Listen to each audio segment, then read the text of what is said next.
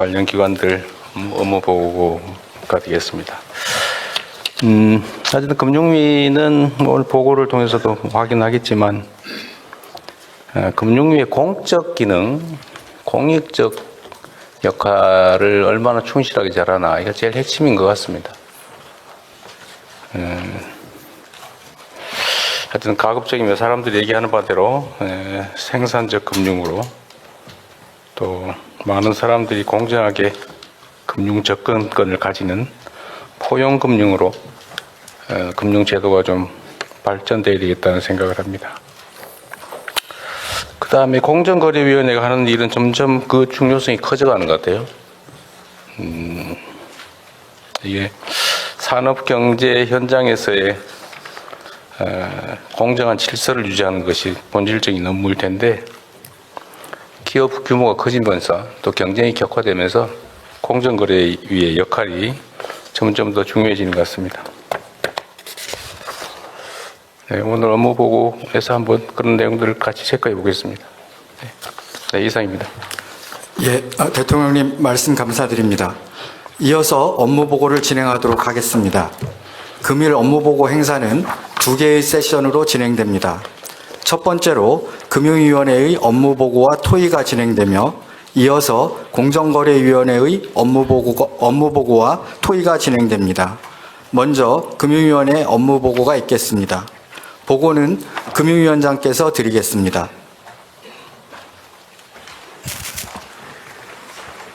금융위원회 위원장 이호곤입니다. 지금부터 금융위원회 업무 계획을 보고드리겠습니다.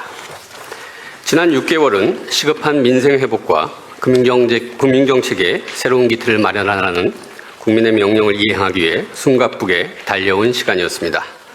먼저 무너진 민생 경제의 신속한 복구에 금융이 앞장섰습니다.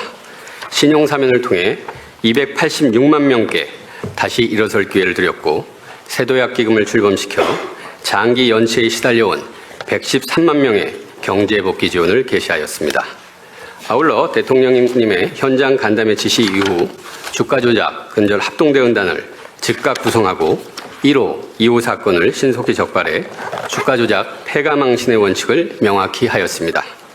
이어 150조 원 규모의 국민성장펀드 출범, 금융권의 603조 원 자금 공급 약속, 역사적인 코스피 4000 시대 개막 등 금융이 드디어 미래를 향해 움직이기 시작하였습니다.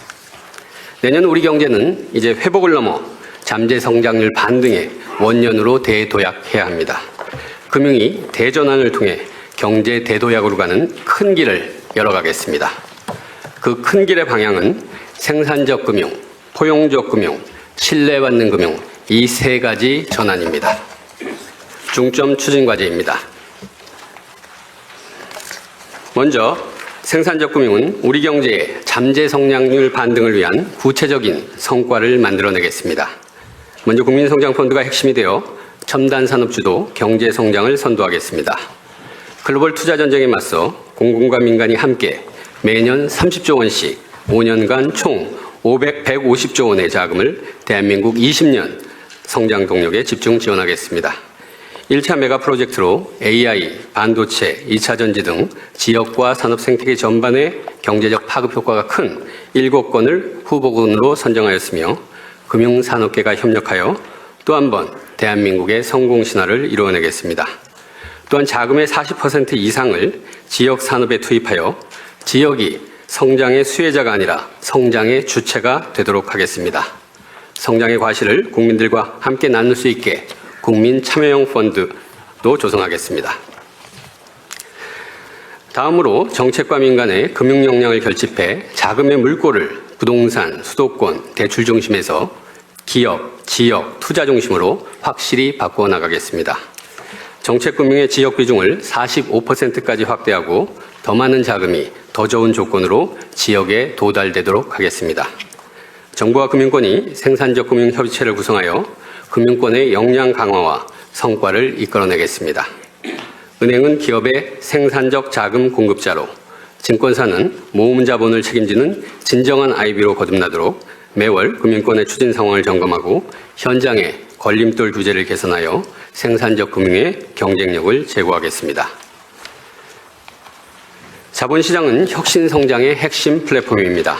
코스피 4천 시대를 이어나가 자본시장 활성화를 지속 추진하겠습니다.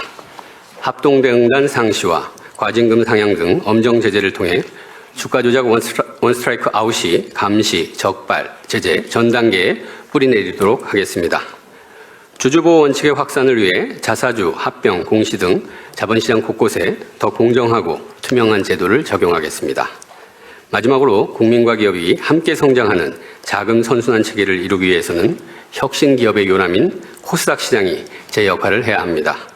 코스닥의 역동성과 투자자 보호를 강화하여 신뢰와 혁신을 함께 제고하겠습니다.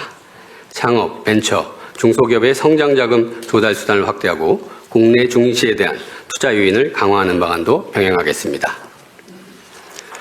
포용금융은 잔인한 금융구조 자체를 개혁해 사람 살리는 금융을 구현하겠습니다. 우선 저신용자로 분류되는 분들의 고금리 문제를 개선하겠습니다. 먼저 3에서 6%대의 저금리 서민금융 상품을 새로이 공급하겠습니다. 연체자가 유일하게 받을 수 있는 대출인 불법 사금융 예방 대출은 금리가 15.9%로 너무 높았습니다. 이를 성실 상환 시 5에서 6.3%로 대폭 인하하겠습니다. 기초생활수급자, 차상위 계층 등을 위한 생계자금 대출을 마련하고 채무조정 성실 상환 대출도 3배 이상 늘리겠습니다. 청년에 대해서는 능력보다 가능성을 보겠습니다. 기존 대출 상품이 거절된 청년도 학원비, 창업준비금 등 사회 진입에 필요한 준비자금을 지원받을 수 있도록 청년 전용 마이크로 대출을 신설하겠습니다. 우선 시범 도입하고 적극 확대해 나가겠습니다. 정책 서민금융에서 신용을 쌓아 제도권 금융에 안착하는 구조를 만들겠습니다. 가장 문턱이 낮은 정책 서민금융을 상환하면 금리와 한도가 좋아지고 은행 신용대출인 징검단리론으로 연계해 드리겠습니다. 아울러 공적 인프라로서 금융권의 서민금융 역할을 강화해 중금리 대출과 서민금융 출연 규모를 대폭 확대하겠습니다. 장기 연체와 고강도 추심의 문제도 개선하겠습니다. 우선 채무조정을 내실화해 연체의 어려움을 빠르게 덜어드리겠습니다. 세도약기금은 새출발기금과 달리 고소득자를 원천 배제하고 7년 이상의 장기 소액 채무를 갚지 못하는 정말 어려운 분들의 재기를 돕는 프로그램입니다. 속도감 있게 지원해 나가겠습니다. 이에 더해 앞으로는 금융회사 자체 채무조정과 특례 채무조정을 활성화해 장기 연체 발생 자체를 사전에 방지하겠습니다. 다음으로 금융권의 장기 과잉 추심 관행도 구조적으로 막겠습니다. 과잉 추심 경향이 있는 영세 대부업체가 금융권 대출을 추심할 수 없도록 하고 기계적으로 시효를 연장하거나 대부업체에 넘겨 끝까지 추심하는 금융회사의 관행도 억제하겠습니다. 불법 사금융에 대해서는 한 번의 신고로 추심 중단, 대리인 선임, 계좌 정지, 수사 등 모든 조치를 받을 수 있는 원스톱 보호 체계를 구축하고 피해 확산을 제도적으로 방지하는 법 개정도 추진하겠습니다. 평생토록 든든한 자산 형성과 금융교육도 챙기겠습니다. 청년은 종잣돈 마련이, 고령층은 생활자금 마련이 가장 큰 걱정일 것입니다. 내년 6월 청년 미래 적금이 출시됩니다. 중소기업, 소상공인 청년을 우대하여 초기 자산 형성을 강력히 지원하는 상품입니다. 고령층은 보유주택을 활용해 생활자금을 안정적으로 확보할 수 있도록 취약계층과 인구 감소 지역을 중심으로 주택연금의 보장을 확대하겠습니다. 다음으로 맞춤형 금융교육을 통해 청소년부터 중년, 노년기에 이르는 생애 주기별 금융 역량을 적기적소에 제공하겠습니다. 신뢰받는 금융을 위해 금융정책의 기본인 시장 안정과 소비자 보호를 일관되게 추진하겠습니다. 가계부채, 부동산 PF 등 잠재 리스크를 면밀히 모니터링하고 선제적 시장 안정 조치를 통해 금융시장 안정을 흔들림 없이 지켜나가겠습니다. 또한 금융범죄로부터 금융소비자를 철저히 보호하겠습니다. 징벌적 과징금 도입으로 해킹 재발을 막고 금융회사에게 보이스피싱을 예방할 책임을 부과하겠습니다. 마약, 도박, 초국경 범죄 등에 대해서도 금융 차원의 대응을 강화하겠습니다. 끝으로 국민생활 체감형 금융정책을 지속 발굴해 추진해 나가겠습니다. 사망보험금 유동화 혜택을 요양 헬스케어로도 받을 수 있게 확대하고 치매 가정의 걱정을 덜어드리는 보험과 신탁을 활성화하겠습니다. 생업에 집중하고 있어도 AI 대리인이 자동으로 금리 인하를 요구하는 서비스, 현금 없는 사회에서 미성년자, 채무조정자, 저신용자의 불편을 해소하는 새로운 카드 상품 등 일상에서 느낄 수 있는 금융혁신을 만들어 가겠습니다. 오늘 보고드린 모든 과제는 결국 하나의 질문으로 모아집니다. 금융이 과연 국민의 삶에 도움이 되고 있는가? 이 질문에 대해 금융위원회는 내년에도 현장에서 발로 뛰면서 속도감 있게 국민 여러분께서 체감하실 수 있는 변화를 만들어 성과와 결과로서 답하겠다고 약속드립니다. 이상으로 보고를 마치겠습니다. 감사합니다. 예, 이것으로 금융위원회 업무 보고를 마치고 토의를 진행하겠습니다. 네, 아주 준비를 잘하신 것 같네요. 일단 이 PPT 자료에 있는 것부터 먼저 한두 개 물어보겠습니다. 코스닥 시장 신뢰 제고, 또 혁신 제고, 이게 혁신 기업을 위해서 중요하다 이렇게 얘기하시는 거죠? 네. 근데 이번에 코스닥 시장이 그 코스피 상승률에 한참 못 미치게 상승했죠. 네, 코스피보다는 상승률이 떨어졌습니다. 어느 정도예요? 상대적으로? 그러니까 코스닥이 코스피가 올해 60... 전반 저점 대비 네. 코스피는 되게 한 70%. 네, 60% 후반에서 70%. 그 정도 네. 왔다 갔다 하고 있는데 네. 코스닥은 어땠어요? 코스닥은 제가 한 30% 정도로 기억을 하고 있는데요. 30%대밖에 상승을 절반밖에 네. 못 올랐다는 얘기래요. 네. 그런데 이 코스닥 시장에 대한 불신이 있지 않습니까? 네. 그 불신의 핵심은 부실하다. 언제 동전주 될지 모른다. 그 다음에 주가 조작이 많다. 그죠? 네. 뭐 그런 것 같아요. 근데 그런 문제, 그 다음에 우리는 그 시장에 한번 진입하면 절대로 웬만해서는 퇴출이 안 되잖아요. 그러니까 이게 너무 많다, 종목이. 그래서 새로운 좋은 종목들이 성장하기 어렵다. 뭐 그런 것도 있는 것 같은데. 대책은 어떤 거예요? 네. 말씀 주신 대로 결국 신뢰를 먼저 높일 거냐, 혁신을 더 북돋을 거냐인데, 그 벤처기업 쪽에서는 혁신의 문호를 더 많이 열어달라 이렇게 하고요. 투자자들은 일단은 부실한 것들을 빨리 내보내서 그래야 그 공간이 열리기 때문에 혁신이 될 수 있다. 그래서 저희도 이제 두 가지를 다 보는데요. 특히 이 부실이나 실력이 검증되지 않은 기업들은 빨리 퇴출시킬 수 있도록 상장 폐지 절차를 간소화하고 상장 유지 요건 자체도 그러게요. 일단은 상장 폐지든 정리하는 거는 제가 대통령 취임한 후에 제일 먼저 갔던 게 증권거래소인데 네. 그때도 그 얘기 했거든요. 좀 진척이 있었어요, 그 사이에. 지금 6개월 지났는데. 네, 그래서 금년에 지금 양시장 보면은 그 상장 폐지가 예전에는 한 3년간에 한 15건이었다면 지금은 한 40건? 뭐 그 정도로. 네. 지금 올해 후반기에 네. 40건이나 퇴출됐다는 거예요? 상장 폐지 결정을 했기 때문에 실제로 이제 거기서 절차를 밟아서 가긴 하지만 네. 그 폐지 결정이 최종적으로 난 건 몇 개나 돼요? 38개. 엄청나게 많이 정리했네요. 원래 그거 하면 주식 주주들이 막 데모하고 막 그러잖아요. 소송 들어갔어요? 마이크 대고 얘기하십시오.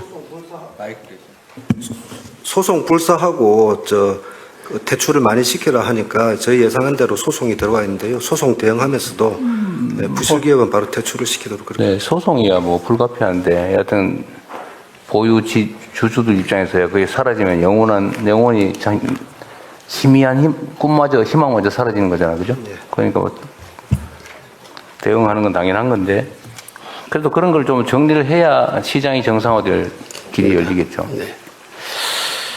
그거 하나고 시장 정상화. 그러니까 이 종목들 정리하는 것도 해야 되고, 그 주가 조작이나 부정거래 뭐 이런 거는 어떻습니까? 그건 뭐 코스피나 코스닥이나 다 해당되는 거긴 한데 1호, 2호 두 개 지금 적발한 거예요? 네, 맞습니다. 너무 작은 것 같은데. 지금도 저희들이 심사하고 있는 것들이 다 있고요. 계속 하고 있어요. 네네네. 그리고 1호, 2호 말고 또 추가적으로 증권사에서 또 네. 고위 임원이 사실은 상장 같은 거 할 때 미리 정보를 입수해 갖고 그거를 이제 친족이라든지 이런 쪽에 돌린 부분도 저희들이 잡아내서 그것도 그래요? 압수수색 들어갔습니다. 네. 하여튼 이게 대한민국 주식시장이 사실 기업들 실력은 절대로 나쁘지 않은데 똑같은 실력을 가지고 있는 기업인데 우리 주식시장에 상장되면 평가가 60% 정도밖에 못 받는다. 황당한 일이잖아요. 그렇죠? 네. 그래서 성과가 많이 나긴 났는데 개선이 많이 되긴 됐는데 여전히 지금 저평가, 객관적 수치로 보면 저평가 상태고 그 중에 제일 큰 원인은 자주간 시장의 투명성에 대한 불신인 것 같아요. 그래서 이거는 좀 최대한 힘을 좀 기울여가지고 한국 시장에서 주가 조작이나 부정거래 하면 망한다, 폐가망신한다라는 걸 진짜 확실히 보여줘야 됩니다. 그래야 주가가 정상화돼요. 근본적으로는 국내 주식시장에 대한 불신이 사실은 외환에까지 영향을 주고 있다는 거 아닙니까? 자, 또 하나는 그냥 이거 금융 채권들, 그러니까 우리가 민간 분야에서 민간인들끼리의 채권 문제도 있고 금융기관들의 채권 관리 문제도 있는데 지금 우리 법률상 이상한 특례를 만들어가지고 금융기관들은 채무 관련 소송을 쉽게 할 수 있게 지금 만들어놨죠. 네. 송달 간주 제도도 많고, 그러니까 이 채무자들은 송달됐는지도 모르는데 판결 나버리는 경우가 많다는 거 아니에요. 그 인지도 깎아주고 있다고 그러죠. 소송 인지. 인지도 굉장히 저렴합니다. 금융기관에 왜 인지를 깎아주고 소송도 채무자한테 불리하게 제도까지 바꿔가면서 할까요? 그게 타당성이 있는 건가요? 이게 법무부랑 좀 협의를 해봐야 되는데요. 제가 보기에는 예전에 IMF 때 그 당시에 이제 부실 채권을 빨리 정리하는 게 그게 워낙 급선무여가지고 그 당시에 정책 목적에서 이쪽에 말씀 주신 대로 너무 과도하게 페이버를 준 게 아닌가 그렇게 생각하고 있습니다. 어차피 지금 금융기관에서 돈 빌려가지고 능력이 없어서 돈 못 갚고 있는 사람들은 이제 부실 채무자들, 그거에 대해서 송달 특례, 인지 특례 이런 것까지 줘가면서 결국은 소위 기판력을 이용해가지고 채권 소멸시효 기간만 연장한 거 아닙니까? 보통 상사채권은 3년, 길어야 5년인데 10년짜리로 다 만든 거 아니에요? 그래가지고 그걸 자꾸 갱신하고, 근데 인지도 깎아주니까 대부업체나 이런 데서도 쉽게 하고 그랬던 거 아닙니까? 그거 매우 부당해 보이는데.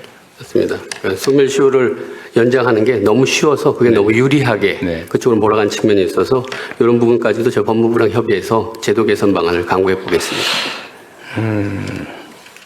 저는 그 헌법상 평등권 침해처럼 느껴지던데. 법률로 금융기관에 부당하게 유리한 제도를 만드는 건 저는 문제가 있다고 보이니까 이 제도를 개선해야 되지 않을까 싶은데 그것도 한번 판단해 보십시오. 네, 알겠습니다. 너무 심하잖아요. 힘없는 사람한테 더 불리하게 하면 되겠습니까? 그 금융기관이 뭐 돈이 없어 인지대가 부족해서 그런 것도 아니고 그거 왜 깎아줘요?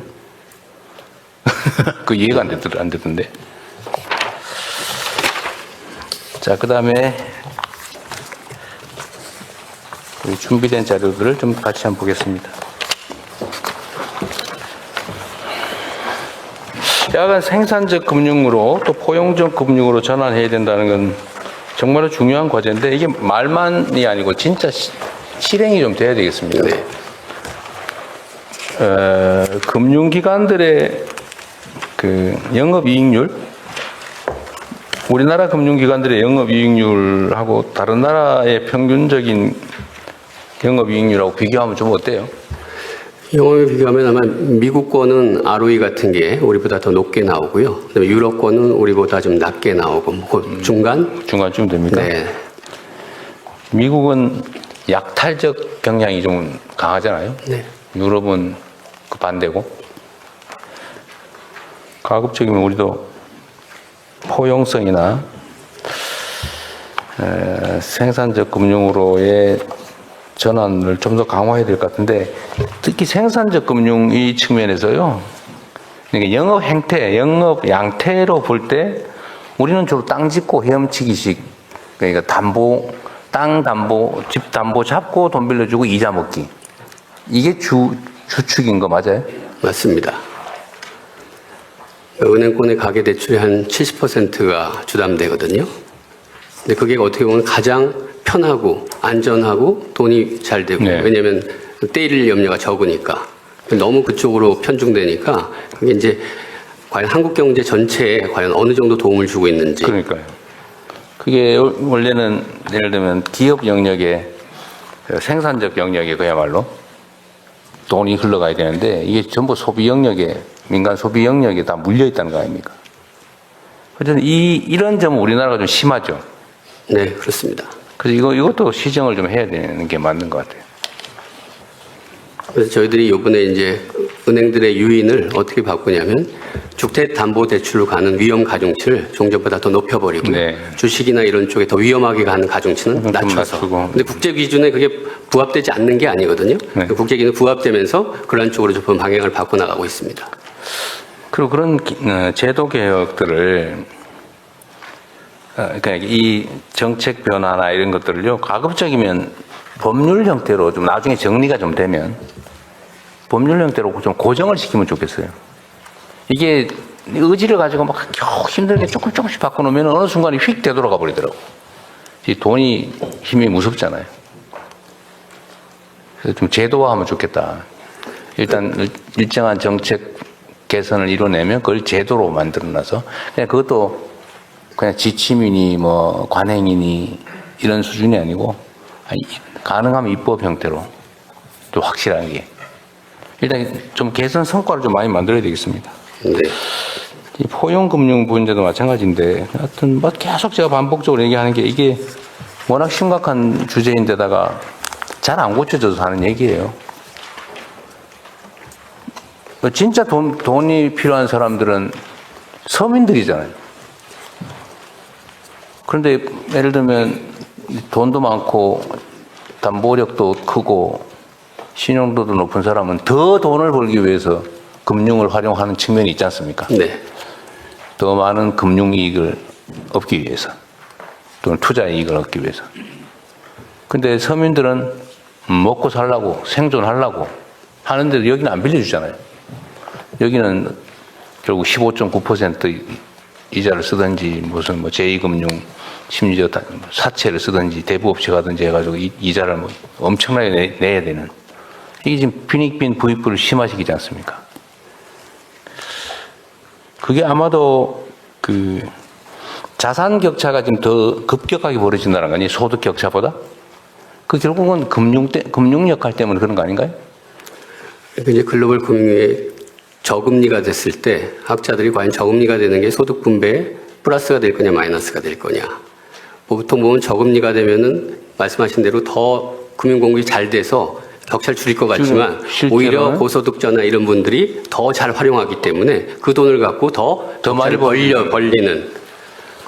그러니까 저금리나 금융 상황이 개선이 되면 신용도 높은 고소득자 이런 쪽이 압도적으로 유리해져 가지고 자산 격차가 확 벌어져 버린다는 거잖아요. 금융의 역할이 반대로 가고 있는 거죠. 근데 이런 건 일종의 자연현상 같은 건데 이거를 교정하는 힘은 결국 정책과 정부밖에 없잖아요. 그래서 금융이나 금감원 역할이 정말로 중요합니다. 근데 의지를 가지고 열심히 해도 조금 개선되는데 잠깐만 방심하면 확 되돌아가잖아요.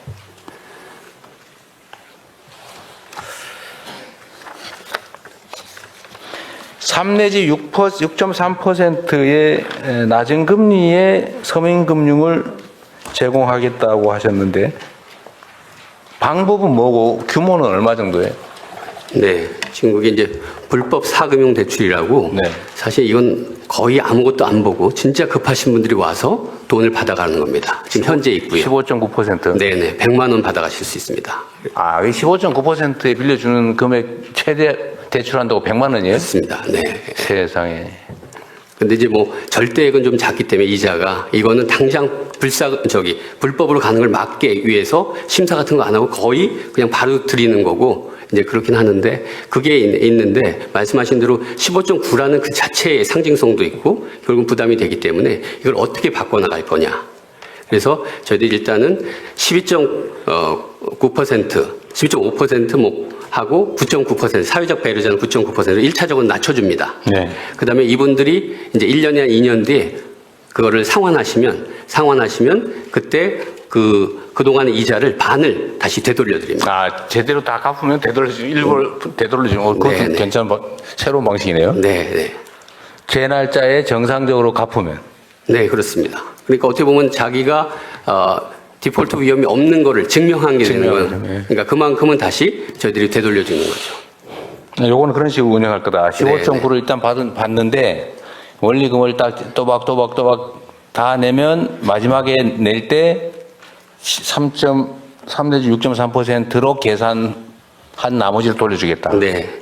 그리고 그렇게 돌려줄 게 아니라 까줘야 되는 거 아니에요?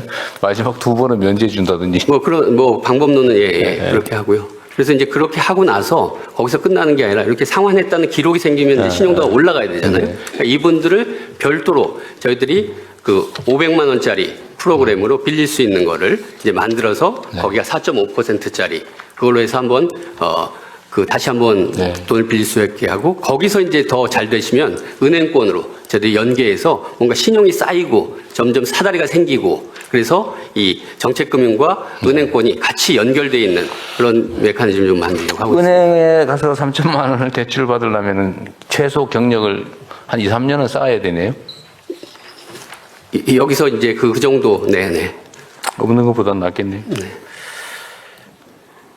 그리고 또 한 가지는 이렇게 이제 금융기관이 손해 안 보는 방식까지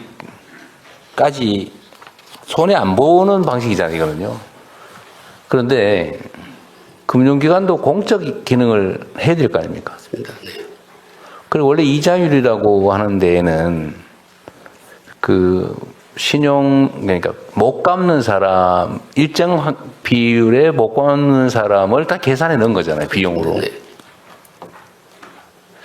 그래서 저는 그런 생각이 들던데, 이자에는 그러니까 빌려갈 사람들 중에서 못 갚는 사람들을 다 예측을 해가지고 통계적으로 그 비용으로 다 하고 대손 충당금이라 그럽니까? 그거 다 쌓잖아요. 네. 그러면 못 갚는 사람, 그러니까 못 갚는 사람은 이 비용으로 금융기관은 다른 대출자들한테 다 전가를 해놓은 상태인데 실제 이제 손해가 발생한다, 즉 연체를 한다. 그럼 그건 연체 당해서 아예 못 받아도 손해가 아닌 상태 아니에요? 근데 이제 계산 방식이 부도율이 있고 곱하기 회수율이 있습니다. 회수율. 그거까지 다 계산한 거예요? 네, 그거까지 다 계산했기 때문에. 참 기술도 많이 발전해가지고 아주 악착같이 하는 건 좋은데 이러다 보니까 금융이라고 하는 영역은 가장 자유주의적인 아주 그냥 정말 피도 눈물도 없는 자본주의 아주 최첨단 영역 같은 그런 느낌을 줘요. 근데 이게 바람직한 것도 아니잖아요. 정책적으로 보면. 금융도 역시 사회의 한 부분이기 때문에 지속 가능하게 가야 되는 거고요. 네. 그다음에 사회의 수준에 따라서 금융권에 요구하는 어떤 공공성이라든지 다양한 것들이 사회 전체를 보면 계속 올라가고 있습니다. 근데 그런 의식이 너무 부족한 것 같은데, 여하튼 우리 정부에서는 최소한 금융이라고 하는 게 개인이 내가 노동해서 번 돈 빌려주고 받고 이런 게 아니고 국가 발권력을 이용해서 그리고 다른 사람들 영업을 못하게 막아서 특권적 지위에서 하는 특별한 영업이잖아요. 즉 개별 금융기관 자체 또는 그 구성원들의 개인적 노력만으로 만들어지는 게 아니다. 그죠? 네. 국가 사무를 대신하는 측면이 있잖아요. 거기서 이익을 보면 거기에 상응하는 책임도 져야 된다. 라는 점을 좀 분명하게 해야 될 것 같습니다. 근데 그런 공적 책임 의식이 충분한지는 계속 의문이에요.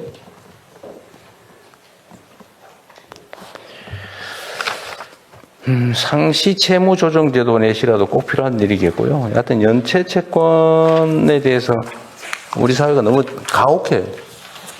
그건 원래 비용으로 당연히 발생하는 것이고, 그건 적절하게 정리를 하는 게 사회 전체를 위해서도 필요하잖아요. 금융기관이 연체자 이런 부분들을 사실은 이제 고객이었던 거거든요. 그리고 계속 고객 관계인데 그게 아니라 결국 수익을 계속 창출하는 대상으로 보다 보니까 그런 측면에서 말씀하시는 그런 부작용들이 많이 있는 것 같습니다. 어쨌든 너무 가혹하게 추적하는 것보다는 적절한 선에서 정리를 해주고 그 장기 연체 채무자들도 정상적인 경제 활동을 할 수 있게 하는 게 국가의 경제 잠재력을 복구하는 길이기도 하겠죠. 그리고 조기에 그걸 빨리 조정하는 게 훨씬 더 효과적입니다. 저 장기로 끌고 가서 나중에 수습도 안 되는 경우 되면 사회도 힘들고 개인도 힘들고 그렇습니다. 정부도 힘들죠. 그것 전부 다 이제 재정적으로 지원해야 되니까요.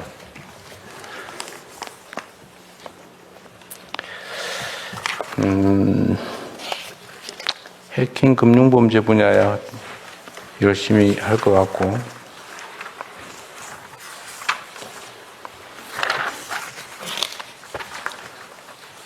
주가 조작 근절 합동 대응단은 인력 규모나 뭐 이런 건 문제 없어요? 사실 좀 부족하긴 부족합니다. 지금 37명이거든요. 너무 적은데? 네.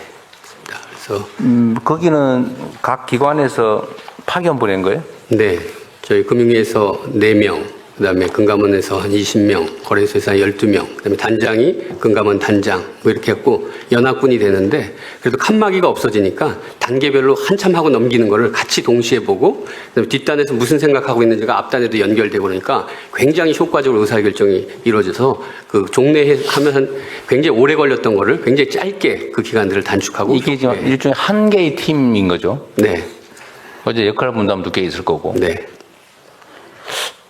한두 팀을 더 만들어 보는 건 어떠세요? 저도 아니, 그래가지고 팀별로 경쟁도 좀 시키게.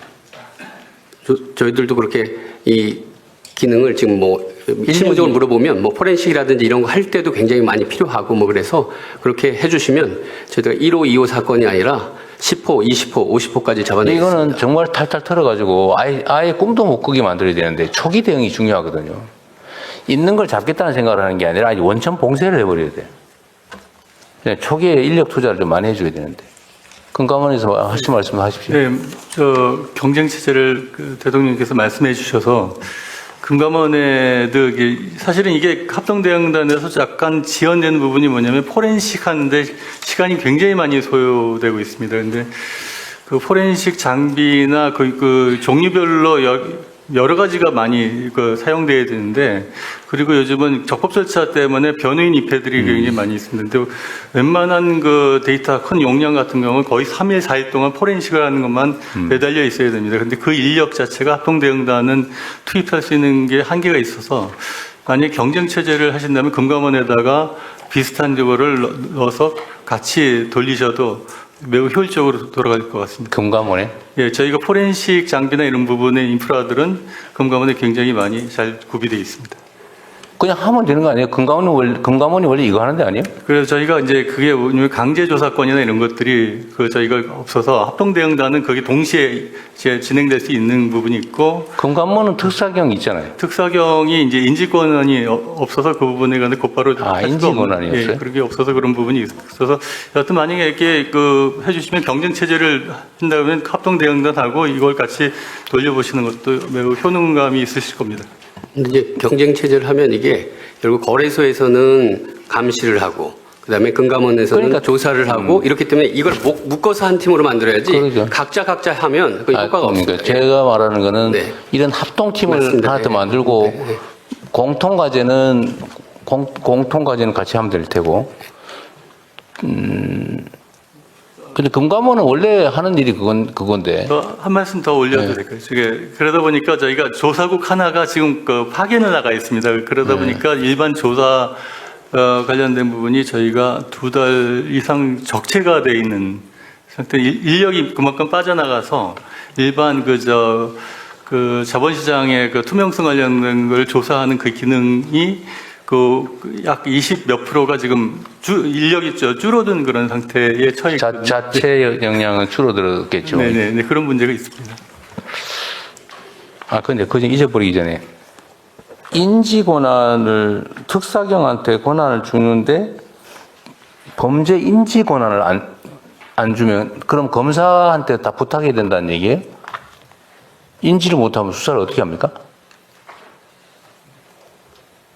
여튼 규정으로 훈령으로 조금 제한이 되어 있는 그런 상태입니다. 그거는 총리실에서요.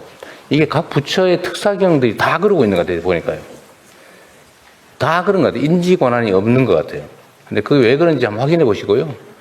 그러니까 정식 경찰이 아닌 특사경들이 어디 배치되어 있는지 그 사람들한테 인지 권한이 있는지 없는지 그거 한번 조사를 한번 해봐주세요. 네, 대통령이 기회를 주시면 우리 자본시장 전문가가 그 부분에 대해서 잠깐 설명을 좀 드리겠습니다. 금융위원회 증선위원 상임위원입니다. 그 히스토리를 설명을 드리겠습니다. 2010 길게 얘기할 거 없어요. 그냥 결론만 얘기합시다. 근데 그렇게 길게 얘기할 시간은 없어요. 당초에 그러니까 공무원에 대해서는 인지서권 주서권을 검찰이 주는 거에 문제가 없다라고 국회와 이제 법원에서 그랬는데 민간인 신분에 대해서는 그냥 광범위한 이 수사권을 주게 되면 일반 국민의 법감정과 오남용 소지가 있으니 일정한 통제를 둬야 된다라고 하는 게 당초의 취지였습니다. 그러니까 금감원은 민간 조직이기 때문에 그렇다. 예. 그래서 그러면 공무원들인 특사경에는 그런 제한이 없나 보죠? 예. 그것도 한번 알아보십시오. 네, 알아봅시다. 네. 알아보고 그 논리적으로 뭔 문제가 있는지도 검토해 보시고요. 말씀 올려드릴까요? 그러니까 지금 현재 국민건강보험공단 지금 하고 있는 특사경은 그 인지권한을 갖고 있는 것으로 저는 보고받고 있습니다. 그리고 또 하나는 한국부동산감독원 이번에 신설하는 것도 인지권한을 부여하는 것으로 알고 있습니다. 그래서 그 참고해서 종합적으로 판단해 주시면 건보공단은 수사권한이 없어서 이번에 새로 주자고 한 거 아니에요? 이번에 결정해 주신 겁니다. 시작하려고 합니다. 인지권한이고 뭐고 수사권한 자체가 없었잖아요. 예, 맞습니다. 건보공단. 그거 잘못 알고 계신 것 같고. 어쨌든 그건 좀 알아봅시다. 알아보고 요걸 좀 확대하는 방안을 좀 연구를 해보세요. 네, 연구해서 그거는 총리실에서 좀 전체 주관을 해서 너무 규모가 적은 것 같습니다. 저도 이번에 한번 청을 드리면 저희들이 그 자본시장 조사하는 게 2개 과밖에 없거든요. 그래서 예전에 자본시장 조사국이 있었는데 한번 국으로 만들어 주시면 제가 그 부분 같은 경우는 더 적극적으로 해보도록 하겠습니다. 공무원 수 늘리는 건 참 그렇더라고. 근데 금감원은 인원수가 꽤 많잖아요. 금감원이 원래 하는 일은 금융위는 조사보다는 정책 중심 아니에요? 원래 조사는 현장 여기 합동대응반에 4명을 보내는데요. 그 과가 5명입니다. 4명이 가버리니까 여기가 그냥 사실상 공백 상태가 되니까요. 근데 원래는 그거는 금융위와 관계없이 금감원이 조사해야 되는 거 아니에요? 네, 그렇습니다. 원래 그렇잖아. 그 구조에 관한 문제는 좀 더 의논해서 한번 얘기해 주십시오. 네, 하여튼 분명한 거는 조사 역량을 대폭 늘려야 되겠다는 거예요. 보이스피싱은 이건 금감원 일은 아닌 것 같은데. 보이스피싱을 막기 위해서 무슨 앱을 만들어가지고 이건 금융기관이 할 일은 아닌 것 같네. 통신사가 할 일인 것 같긴 한데. 그래도 지금 저희들이 보이스피싱 AI 플랫폼이라고 그래서요. 그 센터를 만들어서 그 예전에는 각각 개별적으로 움직였다면 이제 모든 정보가 거기 모이기 때문에 서로 다 공유를 하고요. 그러면서 굉장히 신속하게 차단할 수 있고 연계되는 것도 차단할 수 있고. 통신사하고 그러면 협력을 해가지고 일정 패턴의 이 번호의 통신은 보이스피싱 우려가 높으면 인공지능으로 검색해서 통신사에 차단 요청하고 뭐 그런 시스템을 만든 거예요? 일단은 지금 금융기관인데 통신사는 갖고 있는 법적 근거가 있어야 됩니다. 그래서 그 부분을 더 확대하면 통신사는 우리가 주는 것보다 거기서 번호를 받으면 그 번호들을 갖고 계좌랑 이것까지 다 연결할 수 있기 때문에 그런 측면에서 굉장히 효과적이 될 수 있습니다. 금융기관은 잘 모르겠네. 알겠습니다. 넘어가죠.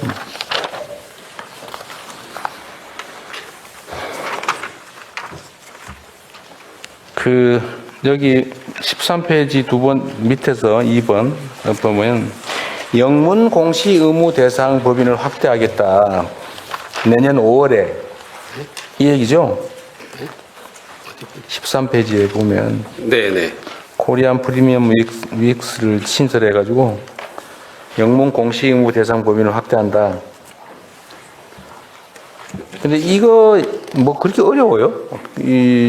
최소 상장해서 등록해서 좀 내면 자기 회사 IR을 한글로만 하고 영어로 안 한다고 하는 게 이때까지 그랬다는 거죠, 지금? 네네. 예. 외국인 투자자들이 이런 얘기를 요청을 하더라고요. 근데 좀 창피했습니다. 네. 예, 세계 10대 경제 대국 강국이라면서 기업 IR 자료가 영문으로 없다고 하는 게 참. 그럼 우리나라 국내 기업들은 외국인 투자자들에 대해서 별로 관심이 없었다는 얘기인데. 예, 이런 부분도 하고 그다음에 외국인들이 사실은 이제 주총에서의 정보 의결 사항 같은 경우도 더 추가적으로 정보를 원하는 게 있어서 그런 쪽도 계속 확대해 나갑니다. 일정 기준 이상은 의무적으로 하게 만들자 그 말이죠. 네. 네. 그리고 단계적으로 더 확대할 거고요. 또 영문 부담 같은 거 있는 경우는 거래소나 이런 데서 서포트하기로 했습니다. 14페이지 밑에 금융회사의 출연 규모 대폭 확대. 연 4,348억에서 6,321억. 참, 금융기관들이 연간 얻는 영업이익에 비하면 참 소소하네요. 네, 금융회사들이 아까 말씀하신 대로 결국 제도적으로 어떻게 사회적 기여를 할 거냐에 보면은 지금 현재 제일 중요한 게 출연금입니다. 네. 신보, 기보, 주금공 이런 데 다 내는 게 있고 그다음에 서민금융진흥원 그래서 다 합하면 한 3조 정도 되거든요. 3조? 네. 이거는 6,321억 이건 뭐예요, 그러면? 예, 이게 이제 서민금융진흥원 정책 서민금융 할 때 거기에 이제 서민금융에 내는 것만 이렇고 네. 그 외에 출연금도 다 신용보증기금 같은 데 한 1.2조 될 거고요. 매년? 네네. 지신보 같은 데 한 7천억 될 거고요. 그다음에 주금공 같은 데 한 8천억 될 거고요. 그래서 그렇게 다 모아보면 그 정도 나오고요. 그다음에 교육세 같은 경우도 요번에 이제 1.7조에서 한 3조 이렇게 해서 늘려서 그런 식으로 하여간에 출연이라는 제도를 통해서 뭔가 사회적 역할을 할 수 있도록 계속 해나가고 있습니다. 우리나라 금융기관들의 소위 배당 성향은 몇 %쯤 돼요? 배당 성향이 그 한 3조 나오면 일본에 한 1조 정도 했던 걸로 기억이 납니다. 1조 정도? 30%대. 네네네.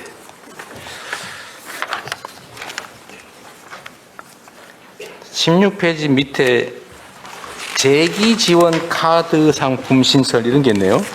네. 이런 게 일종의 이제 상생인데요. 네. 그러니까 카드사 같은 경우 소비 쿠폰 하면서 그거 갖고 돈 벌면 안 된다고 그래서 거기서 자기들이 200억에는 300억 이제 출연을 해주면 그 돈을 갖고 불려서 레버리지를 해서 연체에 있었던 중저신용 소상공인들은 카드를 못 만들거든요. 네. 그래서 그분들을 위한 전용 카드를 만들고 손실은 거기서 흡수하겠다. 이런 제도가 되겠습니다. 몇 명 정도예요, 이렇게 하면? 이게 제가 그 숫자는 월 10만 원 한도. 그거는 체크카드 네. 이고요. 요 밑에 카드사 재원을 바탕으로 중저신용자. 헬스살론 카드 발급을 한다. 네. 그러니까 200억에서 300억 하면 이제 레버리지를 하면 한 1,000억이나 이렇게 되니까 그 부분의 혜택을 받을 수 있습니다. 안 하는 것보다는 훨씬 낫긴 한데 역시 소소하네요.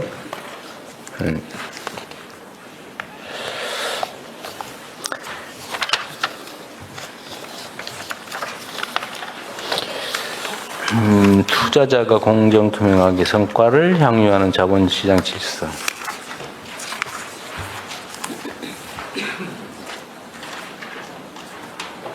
아까 이건 얘기한 거네. 네, 넘어가겠습니다.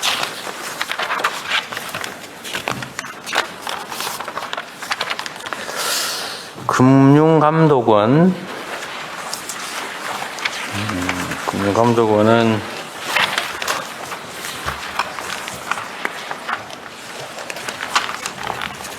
아까 얘기했던 민생금융범죄특별사법경찰 지금 이미 몇 명 있어요? 지정받은 게? 지금 그 40여 명 정도 있는 거로 확인하고 있습니다. 40명밖에 안 돼요? 네. 더 늘려야 되지 않아요? 여튼 그 현재 그 정도의 아웃풋을 하는 정도에서는 그렇게 늘 여지가 사실은 애매한 부분이 있습니다. 지금 왜냐면 그 제대로 그 가동을 시키려고 그러면 이게 좀 그 전체적으로 잘 돌아가야 되는데 현 상태에서는 많이 늘린다고 해서 그 아웃풋이 그 정도로 나올 건지에 대해서는 조금 검토할 필요가 있을 것 같습니다. 금융감독원이 기본적으로 금융감독을 하는 데잖아요. 네.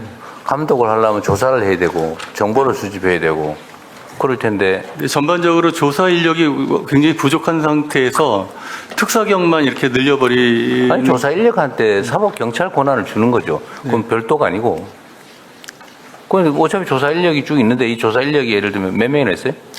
많겠죠. 조사 인력은 지금 그 조사 3구까지 해서 70여 명, 그 국정까지 해서 80명 정도 되는 것 같습니다. 그것밖에 안 돼요. 저희 금감원의 총 조직 구성원이 2,175명인데 근데 조사 인력이 그거밖에 안 된다고요? 지금 민생범죄 말씀하시는 아니 그냥 일반적인 조사예요. 일반적인 조사는 두 가지가 있습니다. 그러니까 자본시장 쪽에 공시조사 그쪽에 3개의 국이 있고 민생 쪽에 몇 3개. 명쯤 돼요, 그러니까? 저 양쪽을 다 합하면은 한 150명에서 160명 되는 것 같습니다. 그것도 희한하네. 감독기관이 조사가 제일 중요한 역할일 텐데 어떻게 그거 인력에 말고 더 검사 기능이 있습니다. 그 저기 권역별로 또 검사국이라는 게 또 배치돼 있어서. 그것도 뭐 어쨌든 조사 검사 뭐 네, 비슷한 그렇게 건데. 있어요.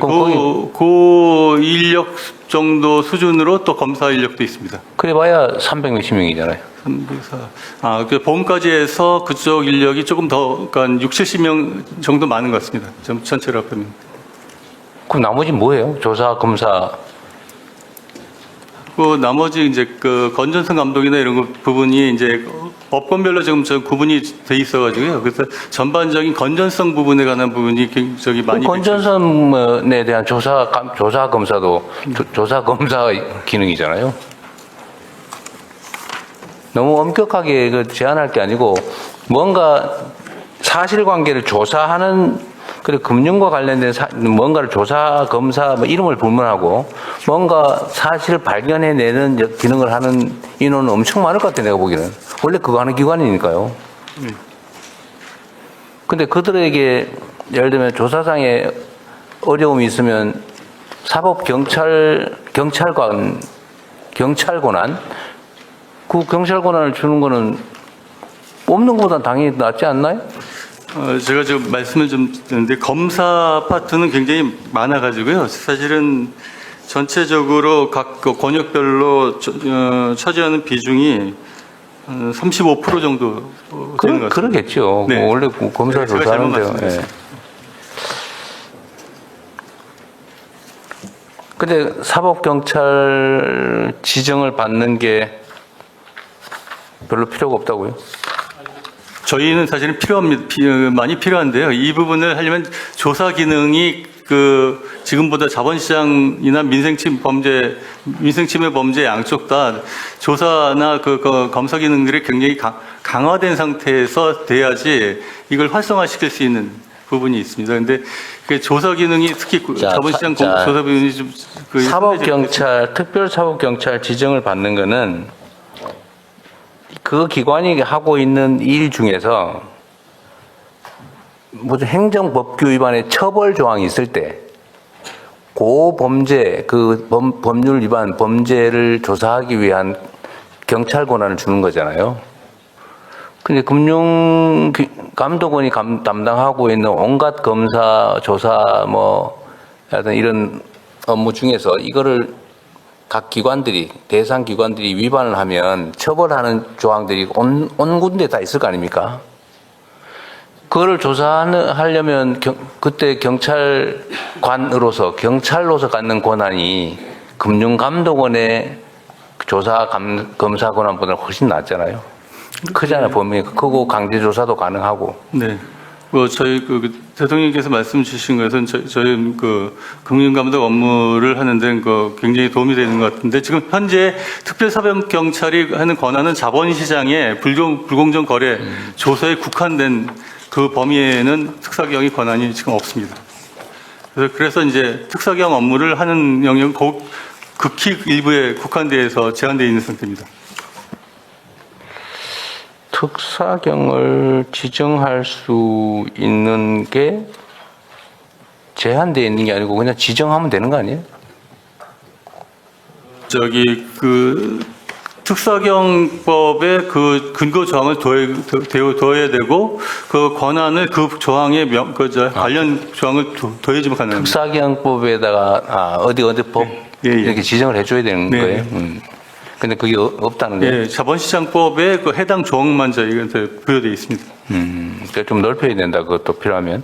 한다면은 가령 업권별법에 관해서 조사 특사경 권한 주신다면 그러면 거기 특사경의 어떤 범위에 특사경이 필요한지 좀 추가할 필요가 있는지, 그다음에 두 번째로 어느 정도로 기존 인력에게 특별사법경찰 권한을 추가로 부여하는 거기 때문에 어느 범위에 필요한지, 세 번째로는 인지 권한이 없다고 하는데, 그러면 인지 권한이 없으면 수사를 못 하는데 인지를 해야 수사를 할 거 아니에요. 내사밖에 못 한다. 내사로도 할 수 있으면 다행이긴 한데, 저는 그 세 가지 주제 있는 것 같은데 그 내용을 정리해서 총리실로 보내주세요. 네, 알겠습니다. 네.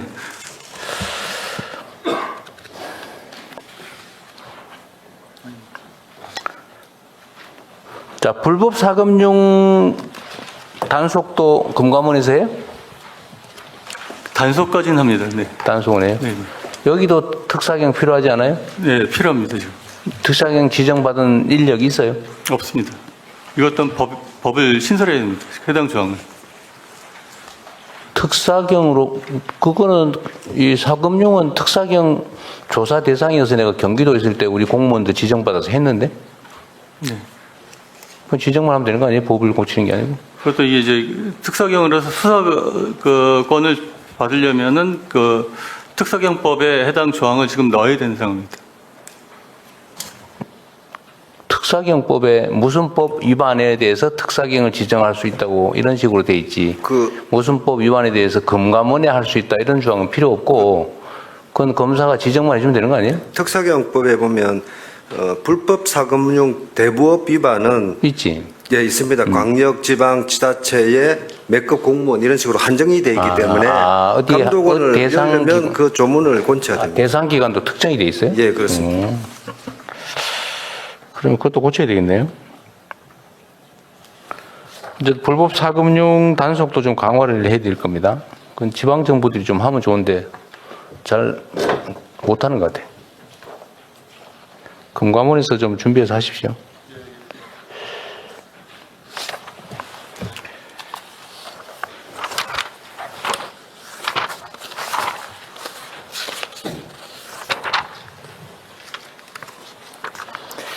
자, 그리고 시간이 벌써 1시간 다 되네.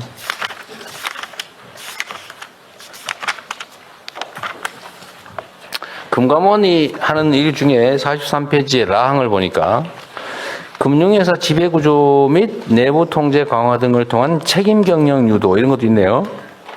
그래서 금융회사 지배구조 투명성 제고도 정책 목표고 운영 지주 등 CEO 선임 절차 등을 점검하고 미흡 사항에 대해서 지배구조 개선 TF를 통해서 제도 개선을 주장하겠다. 제도를 개선하겠다. 이것도 금감원의 업무 중에 일부인가 보네요. 네. 그런데 요새 저한테 투서가 엄청 들어오거든요. 뭔 은행에 뭘 뽑는다더라. 뭐 행장을 뽑는다나 뭐 이랬다. 누구는 나쁜 사람이고 뭐 누구는 거기다가 이게 선발 절차에 문제가 있다부터 막 엄청나게 쏟아져 지금. 우리 비서실장한테 안 들어오세요? 많이 들어요. 정책실장도 많이 들어오죠. 보통은 다 같이 보냅니다. 어떻게 한다고요? 보통은 동시다발적으로 다 보내. 아 그래? 근데 보낸 것들의 대부분은 비서실장이나 저한테도 옵니다. 그런데 그 주장들이 그 단순한 경쟁 관계에서 발생하는 뭐 음해나 이런 것이 아니고 상당히 타당성이 있는 측면들이 있어요. 예를 들면 똑같은 집단이 소위 이너서클을 만들어 가지고 돌아가면서 계속 해 먹더라. 물론 그 집단이 그 도덕적이고 유능하고 그래서 그 어쨌든 금융 집단, 금융 그룹 자체를 잘 운영하면요 누가 뭐라 그러겠어요. 근데 그렇지 못한 모양이에요. 그래서 뭐 온갖 그 공격들이 들어오는데 돌아가면서 계속한다. 뭐 그런 뭐 회장 했다가 은행장 했다가 뭐 왔다 갔다 하면서 막 한 20년씩 해먹고 그런 뭐야 돼요?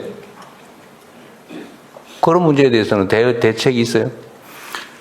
지금 그 근본적으로 이게 이사회의 기능이 그 독립성이 그 크게 미흡해서 벌어지는 그런 부분으로서 네. 이해하고 있습니다. 그런데 그러다 그 소위 저도 저 참호라고 표현을 했는데 한번 그 특히 금융지주 같은 경우가 특히 문제가 되어 있습니다. 보통 그 큰 지주사들 중심으로 금융권이 재편되어 있기 때문에 개별 그 금융기관들은 산하기관들은 100% 자회사들이어서 그 금융지주에서 이제 전부 다 이제 인선 관련된 부분이 이루어진다고 보면 결국 지주사의 지배구조가 어떻게 정립될 것인가가 이제 가장 큰 문제입니다. 근데 이사들이 대체로 그 회장하고 어느 정도 그 관계가 있는 분들을 중심으로 이사회가 구성되는 이 구조적인 문제들을 개선해야 되는 과제가 놓여 있고요.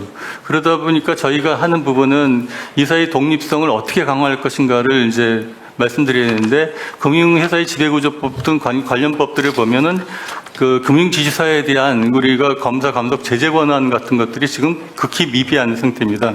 그 은행은 업권별로 그 법에선 규제 장치들이 있지만 가장 최상위에 있는 금융지주사에 대해서는 우리가 공적으로 관리 규제하는 게 없어서 그 부분을 좀 개선해야 될 과제가 있습니다. 아니 이게 그 소위 이제 관치금융의 문제 때문에 지금 정부에서는 뭐 개입, 직접 관여 이런 거 하지 말라라고 해서 안 하는데, 근데 이게 또 한편으로 가만 놔두니까 이게 부패한 이너서클이 생겨가지고 자기들 멋대로 이 소수가 돌아가면서 계속 지배권을 행사하는데 이것도 그냥 뭐 방치할 일은 아닌 거 아닌가요?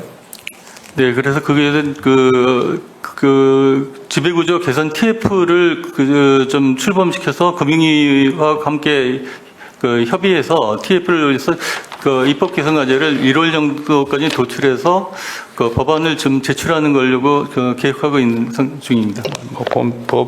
법률과 제도를 고치는 것도 중요한데 가진 권한을 최소한으로 행사해서 그런 아주 비정상적인 경우가 발생하지 않게 하는 것도 중요한 것 같아요. 그 현장에 그 지금 거론되고 있는 그 금융지주사들에 관해서는 지금 그 개별 그 산하 금융기관들에 대해서 검사의 착수를 준비하고 있는 상태입니다. 네, 그래서 1월 중에 그 별도로 그 구체적인 내용들을 보고 드릴 예정입니다. 네. 자, 신용보증기금은 지금 손실이 많이 발생하죠. 어디 계세요? 부정비서장 지금 최원동입니다. 저기 이게 손실이 꽤 많이 발생할 것 같은데 좀 어떻습니까? 그러니까 보증 사고가 좀 많이 나지 않냐 그 말이에요. 트렌드로 보게 되면은 지금 만견장 상한 유예가 종료되면서 코로나 이전 수준으로 늘어나고 있는 건 맞고요. 네. 부실률의 절대 수준은 정부 관리 목표 내에서 안정적으로 관리하고 있습니다. 그래요? 다행이네요. 걱정이 된다 그 말이죠. 네. 예금보험공사 예언봉사 사장 유재훈입니다. 어디 계세요? 여기 있습니다. 아.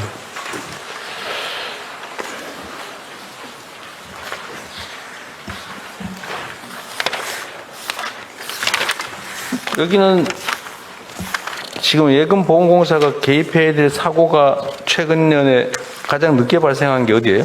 예, 저 손해보험회사 한 군데가 있습니다. 손해보험회사? 예, 어디인지 얘기해도 돼요? 예, 저 MG 손보라고요. MG 손보. 경영이 부실화돼서 저희가 관리하고 있습니다.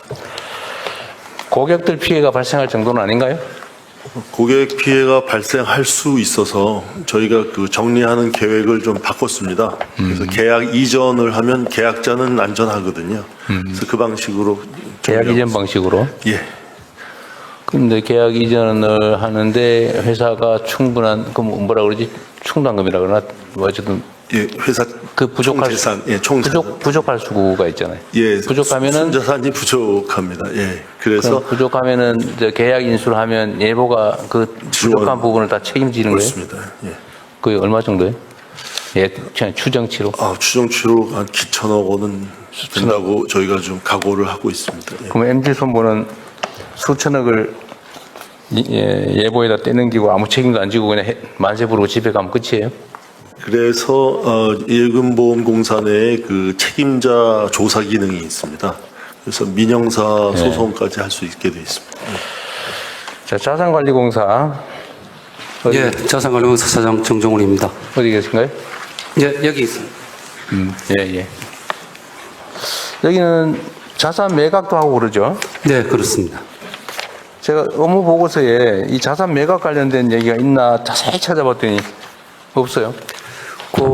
저희들이 크게 하는 업무가 이제 가계하고 기업 재기 지원, 네. 그다음에 대통령이 말씀하신 자산 매각 관련인데 저희들 업무 보고서를 처음에 작성할 때는 같이 내용을 넣었습니다. 네. 캔코의 중요한 업무이기 때문에. 그런데 제가 알기로는 금융위하고 이제 대통령실하고 이제 협의를 하시면서 오늘 금융위 업무 보고니까 자산관리공사의 금융위 업무 보고 내용만 이제 축약해서 지금 네, 자리에 글쎄요. 나와 있고요. 뭐 저는 그렇게 자산관리공사는 그러면 금융 외에 나머지 부분은 누구의 지휘를 받습니까? 기획재정부 지휘를 받습니다. 그러면 지금 현재 소속은 어디예요? 금융위 소속입니다. 금융위 소속? 네. 나는 기재부 보고에서는 자산 매각 관리에 대해서는 전혀 보고하지 못했는데. 그 기재부가 전체적으로는 일부 보고는 드렸는데요. 네, 전체만 했는데. 상세한 토론을 못한 걸로 알고 있습니다. 네, 캠코가 주로 하는 거니까. 제일 많이 가지고 있지 않아요? 매각해야 될 자산 관리는 캠코가 제일 많이 갖고 있지 않습니까? 전체 국유재산 중에서는 1.9% 가지고 있는데 뭐 대부분 나머지 기관들은 나머지는 다 그렇습니다. 행정재산이니까. 예, 맞습니다. 그건 예. 매각할 게 아니고 그렇습니다. 잘 이용해야 되는 거고. 예. 처분이 가능한 일반 재산인가요? 예, 일반회계 요즘은 일반 재산은 일반 재산이라고 그러지? 그렇습니다. 예. 그거는 다 캠코가 관리하지 않아요? 거의 다? 전체 일반 재산은 아니고요. 특별하고 그중에 기금은 빼고 그러니까 일반 회계만. 매각해야 될 부분들 처분해야 될 건 다 캠코가 하는 거 아니에요? 그 일반 재산 중에서도 일반 회계가 있고 특별 회계가 있고 기금이 있습니다. 그중에서 중요한 부분을 가지고 있는데 이제 제일 큰 부분은 저희들이 하고 있습니다. 그런데 이후에 저희가 아직 부처보고 몇 개 빠진 거 누락된 거 하고 같이 빠진 게 어디 있어요? 아니 이전에 추가로 받아야 되실 보고 받으실 군데가 몇 군데 있습니다. 그래서 산하기관들? 네, 산하기관들 중에 보고 제도는 안 된대 하고 같이 추가로 같이 그 자산관리 부분을 한번 보고 받으셔도 한번 따로 할까요? 네, 보고를 받으실 필요가 있습니다. 그런데 일단은 추상적으로 줄거리만 몇 개 물어볼게요. 예. 네, 자산 매각은 기본적으로 경쟁 입찰을 하게 돼 있잖아요. 기본적으로. 이제 기본적으로는 경쟁 그리고 입찰입니다. 일정한 조건이 되면 수의계약 할 수 그렇습니다. 있는데 예. 수의계약 할 때는 감정가 이상으로 받는 게 원칙이잖아요. 수의계약은 감정가로만 딱 받습니다. 예. 근데 감정가 이하로 수의계약했다는 얘기는 도대체 뭐예요? 언론에 보도된? 그거는 언론이 보도가 잘못됐거나 사실이 다를 거라고 생각합니다. 감정가 이하로 수익계약이 될 수는 없습니다. 아마 시가보다 감정가가 좀 낮았나 높았나는 있을 수는 있어도요. 어쨌든 감정한 가격으로만 수입을 계약하게 돼 있습니다. 언론의 보도들은 그렇게 안 났던데 우리 실태 조사를 어디서 하고 있죠? 실태 조사를 기획재정부가 총괄적으로 하는 걸로 알고 있습니다. 기재부가 하고 있어요? 재정계획 보장실 관리하고 있습니다. 아직은 다 확인이 안 됐어요? 예, 곧 조만간 다 돼서 분석해서 보고드리겠습니다. 그리고 입찰을 했는데 2번인가 유찰되면 수의계약으로 매각할 수 있게 돼 있잖아요. 수의계약으로 할 수도 있고 아니면 가격을 인하할 수도 있는데 가격 인하는 저희들이 10월 1일부터 중단을 시키고 그건 내가 하지 말라 그래서 그거 하기 한 달 전부터 저희들이 자체적으로 가격 인하는 중지를 시켰습니다. 아, 그랬어요? 네, 그렇습니다. 그건 왜 그랬을까요? 그거는 그 새 정부 출범하고 나서 8월 달에 기재부에서 이제 국유재산 종합계획이라는 걸 발표를 했습니다. 아, 기재부의 방침이 있어서 바꿨어요? 기재부의 방침이 이제 좀 더 지난 정부처럼 이제 매각 위주가 아니고 보존 활용 중심이어서 기재부하고 협의해가지고 대통령 말씀 있기 전에 일단 나는 매각 절차나 과정이나 대상이나 금액이나 이런데 무슨 문제가 있었던 건 아니에요? 저희들은 당연히 원칙적으로는 법령과 그 절차에 따라서 다 따라서 합니다. 네. 하는데 이제 그 정책의 방향에 따라서 이제 조금 어느 쪽에 가속이 붙느냐의 차이가 있고요. 다만 그 시행하는 과정에서 일부 저희들이 이제 실수 아니면 이제 가실은 있을 수는 있는데 큰 틀에서 그래서 저희 기재부하고 지금 대통령실하고 협의해서 전체적인 국유재산의 보존, 관리, 매각 계획을 다 전반적으로 다 지금 계획을 수립하고 있습니다. 알겠습니다. 나중에 다시 한번 체크해 볼게요. 네. 주택금융공사. 네. 주택금융공사는 지금 전세 보증해 준 데가 여기인가요? 네? 전세 보증해 준 데가 여기인가요? 예, 저희가 전세 보증을 제일 많이 취급하고 있습니다. 여기 지금 사고 난 게 금액이 얼마 정도예요?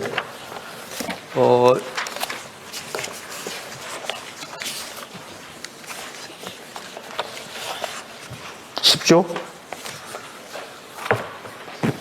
제가 사고의 통계를 지금 나중에 알아보세요. 자, 서민금융진흥원. 네, 서민금융진흥원장 이재현입니다. 서민금융진흥원은 서민 대출에 대해서 신용 보증해 주는 것도 있고 대출을 직접 시행하기도 해요? 아주 일부를 하고 있습니다. 불법사 운명 예방 대출 그 50만 원 내지 100만 원만 직접 대출을 하고 있습니다. 네. 그거는 연간 그러니까 자원이랄까? 대출 자본은 얼마 정도 돼요? 기부금으로 운영되는데 올해는 2천억 공급하려고 하고 있습니다. 2천억. 나머지는 신용 보증 이런 거 해줘요? 네, 그렇습니다. 중소기업은행 네. 어디 계세요? 여기 있습니다. 거기. 예. 자, 여기인가 여기인가 잘 몰라요. 아, 죄송합니다. 중소기업은행은 다른 건 내가 잘 모르겠고 임금 체불 때문에 말이 많아요? 네, 그 체불이라고 그건 이제 법을 위반하는 거니까요. 네. 그 법 테두리 안에는 있는데 지금 그 똑같은 그 완전 경쟁 시장에서 시중은행하고 경쟁하는데 네. 임금 격차는 한 30% 정도가 나고 있거든요. 아니 근데 체불하고 있다라고 주장하는 게 있잖아요. 예, 그게 이제 그 보상휴가 관점입니다. 시간의 수당이 보상휴가로 넘어가거든요. 일정 부분 시간의 수당이 그러니까 쌓이면. 연가 가능 일수를 더해주는 거죠. 다 써야 되는데 안 쓰고 있으면 이제 현금 청산 의무가 발생하니까 그게 쌓인 거다. 예. 근데 이제 저희도 총액 한도 예산 총액 한도 제도를 받기 때문에 근데 이제 그게 퇴직할 때는 다 정산하도록 이렇게 돼 있거든요. 근데 지금 그게 천 몇백억이 밀렸다고 노동조합 측에서는 난리인가 봐요? 예, 지금 그렇게 해결 방안이 뭡니까? 해결 방안은 결국은 이제 저희도 자구 노력을 좀 해야 뭐 되고 돈이 없는 건 아닌데 뭐 은행이 돈이 없어서 그런 건 아닌 것 같고 그게 무슨 총액 인건비 제한인가 그 그렇습니다. 기재부 지침 때문이에요? 예, 그렇습니다. 그래서 저희 자구 노력 플러스 정부하고 좀 협의하면서 아니 자구 노력을 해서 저기 돈을 마련해도 줄 수가 없는 거 아니에요 지금? 그러니까 총액 한도의 룸을 좀 가질 수 있는 그게 자구 노력하고 별로 관계 없어서 하는 얘기예요 갑자기. 예를 들어서 이제 시간의 근무를 좀 더 줄이는 방향으로 한다든가 이런 방법이 조금 있긴 한데 효과가 그렇게 크지는 않습니다. 그 부분이. 총 실제 지출 인건비 총액을 줄이면 그 여력이 생기면 이 문제를 해결해 갈 수 있겠다. 예, 그 근데 얘기? 자구 노력인데 그건 효과가 그렇게 크지 않아서 결국은 이제 그럼 어떻게 해결해요? 정부하고 좀 협의를 지금 계속 노조와 정부와 이렇게 협의를 하고 아니 있고. 협의를 어떤 방식으로 해서 어떻게 해야 타결이 되냐고요? 좋은 말로 하지 말고 그냥 실제 있는 얘기를 해보세요. 어떻게 해야 되는데요? 해결책이 뭐예요, 그러니까? 그러니까 그 총액 한도에 그 예외하는 조항이 있고요. 예외로 좀 해서 기업은행은 총액 한도를 예외로 하자. 근데 이제 그 전체 공공기관에 이렇게 미치는 영향이 있기 때문에 이제 그런 부분들이 있고 쉽지 않겠죠. 그다음에 그리고 말씀드린 대로 이제 시간의 근무라든가 그리고 정년 퇴직하기 전에 이제 임금 피크를 하는데 임금 피크에 그 3개년 동안 임금 피크 하는 거를 지금 65%씩 공이 가고 있거든요. 근데 네. 그 2개년 앞으로는 좀 많이 하고 마지막 해는 좀 상당히 적게 줘서 구조로 그렇게 가져가다 네. 보면 이제 명퇴라든가 이런 부분을 좀 많이 할 수 있으니까 룸이 좀 생길 수 있다. 근데 이런 부분들이 이제 자구 노력 중에 하나입니다. 그건 별로 효과 없다면서요? 그러니까 시간의 수당을 줄이는 건 별 효과는 없는데 명태는 그건 조금은 있을 수는 있습니다. 크지는 않고요. 이 총액 인건비 때문에 이 총액 인건비를 정해 놓으면 돈은 있어도 못 주는 아마 산하 공공기관들이 좀 있는 것 같은데 이거 말고도 몇 군데 있는 것 같은데.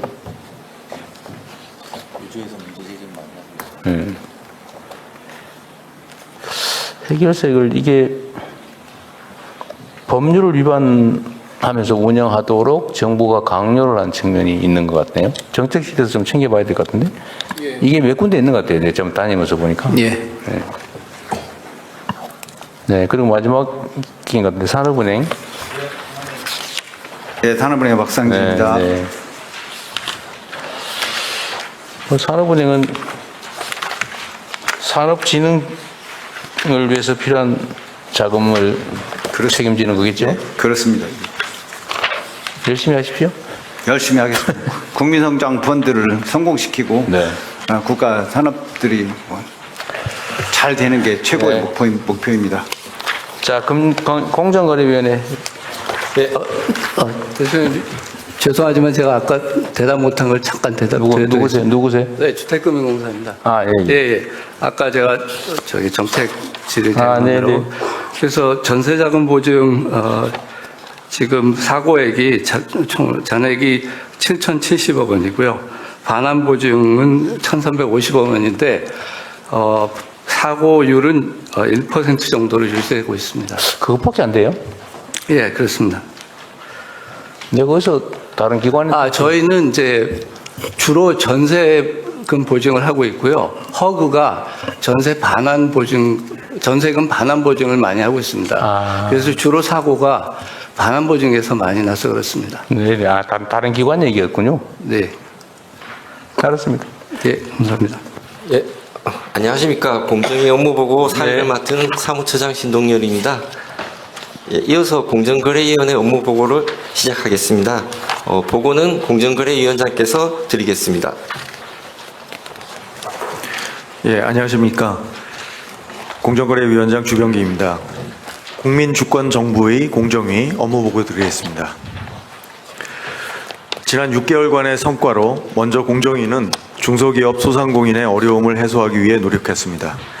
하도급 기업이 하도급 대금을 제때에 제값으로 받을 수 있도록 하도급 대금 지급 안정성 강화 종합 대책을 마련하여 발표하였습니다. 또한 가맹점주 권익 강화 종합 대책, 기술 탈취 근절 대책도 발표하였습니다.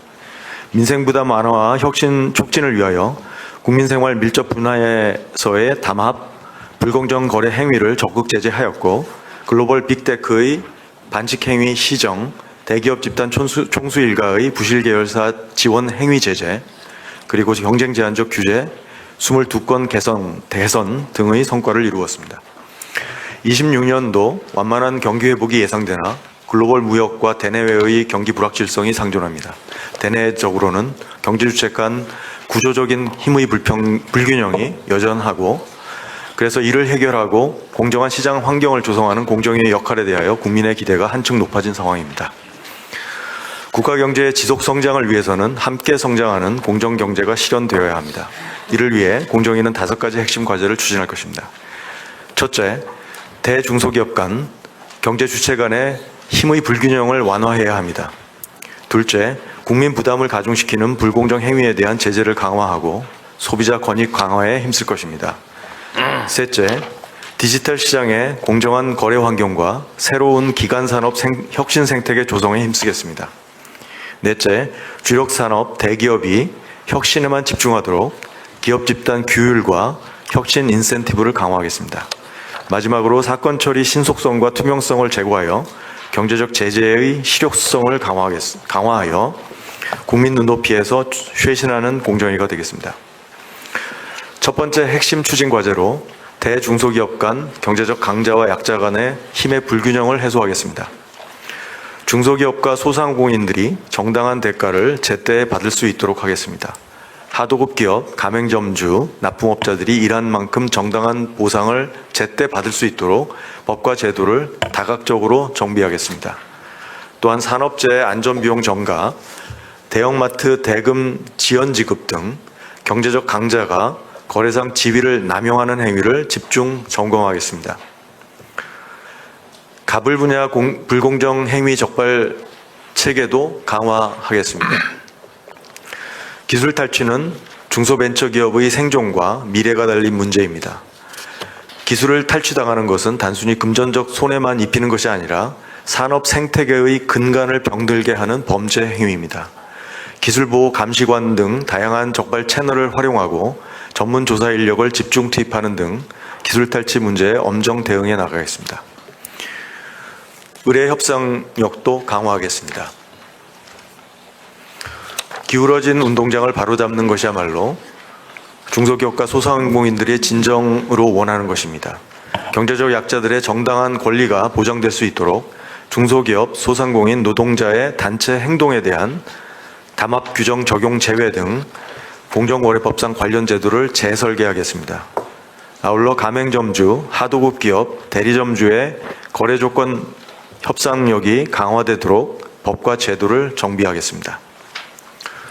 두 번째 핵심 과제로 민생 밀접 분야의 공정 경쟁을 확산함으로써 민생 회복을 지원하고 국민 부담을 완화하겠습니다. 식품, 교육, 건설, 에너지 등 민생 밀접 분야에서의 가격 담합을 집중 점검하고 경쟁 제한적 규제는 개선하겠습니다. 아울러 불공정 행위를 사전에 억제할 수 있는 수준으로 과징금, 과태료 등의 경제적 제재를 강화하겠습니다. 조사의 실효성을 제고할 수 있도록 강제 조사권 도입 등의 방안도 검토하겠습니다. 불공정 거래로 피해를 입은 사업자와 소비자를 두텁게 보호하기 위하여 공정거래 관련 피해 구제 시스템의 외연을 확장하겠습니다. 소비자 단체 소송의 대상에 피해 배상까지 포함하겠습니다. 또한 불공정 거래 피해 구제 시스템을 조성하는 등 피해 구제 시스템을 다원화하겠습니다. 민생 밀접 분야 소비자 권익도 증진하겠습니다. 청장년층에게 관심이 높은 문화, 외식, 운동 등에서의 불공정 약관을 집중 점검하고 표준 약관 재개정 등 제도를 개선하겠습니다. 상조업체의 선수금 사금고와 방지를 위한 할부거래법 전면 개정을 추진하겠습니다. 아울러 장례식장 관련 표준 약관도 개정하는 등 노년층을 위한 소비자 권익을 지키겠습니다. 세 번째 핵심 과제로 디지털 시장 그리고 석유화학 철강 등 기간 산업의 혁신 생태계를 조성하겠습니다. 디지털 시장에서의 독점력 남용 행위와 플랫폼 불공정 행위에 대한 감시와 제재를 강화하여 약자의 권익을 보호하겠습니다. 아울러 플랫폼 입점업체 간 거래 안정성 및 정보 투명성을 보장하는 디지털 시장 관련 의회의 입법 활동에 대한 지원을 지속하겠습니다. 석유화학, 철강 등 시급한 산업 구조 조정이 요구되는 부문의 신속한 기업 결합 심사를 통해 성공적인 고부가치화 및 탈탄소 산업 재편을 지원하겠습니다. 디지털 전환으로 취약해질 수 있는 소비자 권익을 적극적으로 보호하겠습니다. AI를 이용한 허위 과장 광고, 가격 표시 왜곡 등에 적극 대응하고 개인정보 유출과 불공정 이용 약관으로부터 소비자 피해가 발생하지 않도록 제도를 정비하겠습니다. 네 번째 핵심 과제로 대기업이 혁신에만 몰두할 수 있도록 대기업 집단 규율과 혁신 인센티브를 강화하겠습니다. 우리 경제의 주력 대기업이 혁신에 집중할 수 있도록 대기업 집단 내의 사익 편취, 부당 지원 등 성장 동력을 훼손하는 불공정 행위에 대한 감시의 고삐를 당기겠습니다. 부당 내부 의뢰와 계열사 누락 행위를 집중 감시하고 부당 이득에 비례하는 과징금 부과가 가능하도록 사익 편취 등에 대한 제재 기준을 정비하겠습니다. 반도체 투자 활성화를 위한 국가 첨단 전략산업법 특례 관련 안전장치를 마련하겠습니다. 증손회사 의무 지분율 완화를 적용받기 위해서는 공정위 사전심사 및 승인, 지방 투자 등 전제 조건 충족이 필요하도록 하겠습니다. 이를 통해 특례 적용이 경제력 집중과 지배력 확장을 가중시키지 않으면서 공공환원과 지역 균형 발전의 선순환으로 이어지게 하겠습니다. 마지막으로 국민의 눈높이에서 쇄신하는 공정위가 되겠습니다. 국민 주권 정부의 공정위가 강력한 성과를 창출하기 위해서는 조직 역량 강화를 통한 사건 처리 신속화와 경제적 제재의 실효성 강화가 뒷받침되어야 합니다. 민생사건, 경제분석, 심의 보좌 등 본부 인력을 확충하고 경인사무소를 신설하여 국민이 체감할 수 있도록 사건 처리 기간을 획기적으로 단축하고 사건 대응 역량을 고도화하겠습니다. 아울러 과태료, 시정 권고 등 공정위의 권한을 지방정부에 이양함으로써 지역 현장의 민생사건을 보다 신속히 처리할 수 있도록 하겠습니다. 법 위반에 대한 제재 수준이 그로 인한 이득에 미치지 못한다면 불공정 행위의 근절은 요원합니다. 경제적 제재의 실효성을 제고하여 불공정 행위에 대한 실질적 억제력을 확보하겠습니다. 고시 개정을 통해 반복적 법 위반에 대한 가중을 강화하고 중대성 기준도 강화하겠습니다. 법 개정을 통해 과징금 부과율의 상한을 선진국 수준으로 높이겠습니다. 국민 모두가 함께 성장할 수 있도록 공정한 시장 경제를 확립하는 일, 공정위가 하겠습니다. 감사합니다. 네, 수고하셨습니다. 그 발표 자료 28페이지의 중간에 불공정 행위 제재 실효성 제고 항목이 보니까 조사 실효성 제고를 위한 강제 조사권 도입이라고 되어 있네. 이게 불공정 행위 조사에서 강제 조사가 불가능하다는 얘기예요? 지금 강제 조사권은 없어요? 없습니다. 예. 그냥 불응하면 그만이에요? 불응하면 이제 저희가 고발할 수 있습니다. 어디다가? 고발하면 이제 검찰에서 경찰이 합니까? 형벌을. 조사권을 갖지 못할 합리적 이유가 있나요? 이게 강제 조사권을 만약에 이제 영장을 청구하는 방법을 사용하면요. 그러면 이제 단점이 있는데요. 영장을 청구해서 영장을 발급해 줘야 되는데 그러려면 상당한 혐의를 우리가 혐의가 있어야 된다. 예. 그래서 좀 유동적인 방법을 저희가 사용할 수 있으면 범죄 좋은데요. 수사의 일환으로 강제 수사를 하는 거하고 예. 강제 조사에 응할 의무를 부여하는 건 다른 문제인데. 예. 왜냐면 제출 의무 또는 조사에 응할 의무를 부과하는 거하고 범죄를 밝히기 위해 수사하는 건 좀 다르잖아요. 그렇습니다. 그래서 그 조사에 응할 의무를 거부하면은 제재를 해요. 그러니까 원래 어떤 사실을 밝히기 위해서 조사를 했고 조사를 응할 의무가 있는데 불응하고 이렇게 방해를 하고 그러면 그 사실이 있는 걸로 봐서 어떤 제재를 가할 수 있게 해야 되겠죠. 그렇습니다. 예. 그래서 다른 나라에서는 다 제도가 있을 것 같은데. 그렇습니다. 일본에서는 이제 그럴 때 판사에게 강제 영장을 발급받아서 그 강제 영장을 통해서 이제 압수수색을 할 수 있습니다. EU에서는 이제 과징금을 상당히 강한 과징금을 부여할 수 있습니다. 과징금이 좋겠네요. 과징금이 좋고요. EU는 이제 과징금 부여 플러스 그 국가에서 강제 영장 청구를 할 수 있습니다. 네. 강제로 예를 들면 필요한데 공익적으로 필요한데 불응하면 경제 제재를 가야 돼요. 예, 네. 그렇습니다. 그걸 최대한 장치를 좀 마련해 보십시오. 예.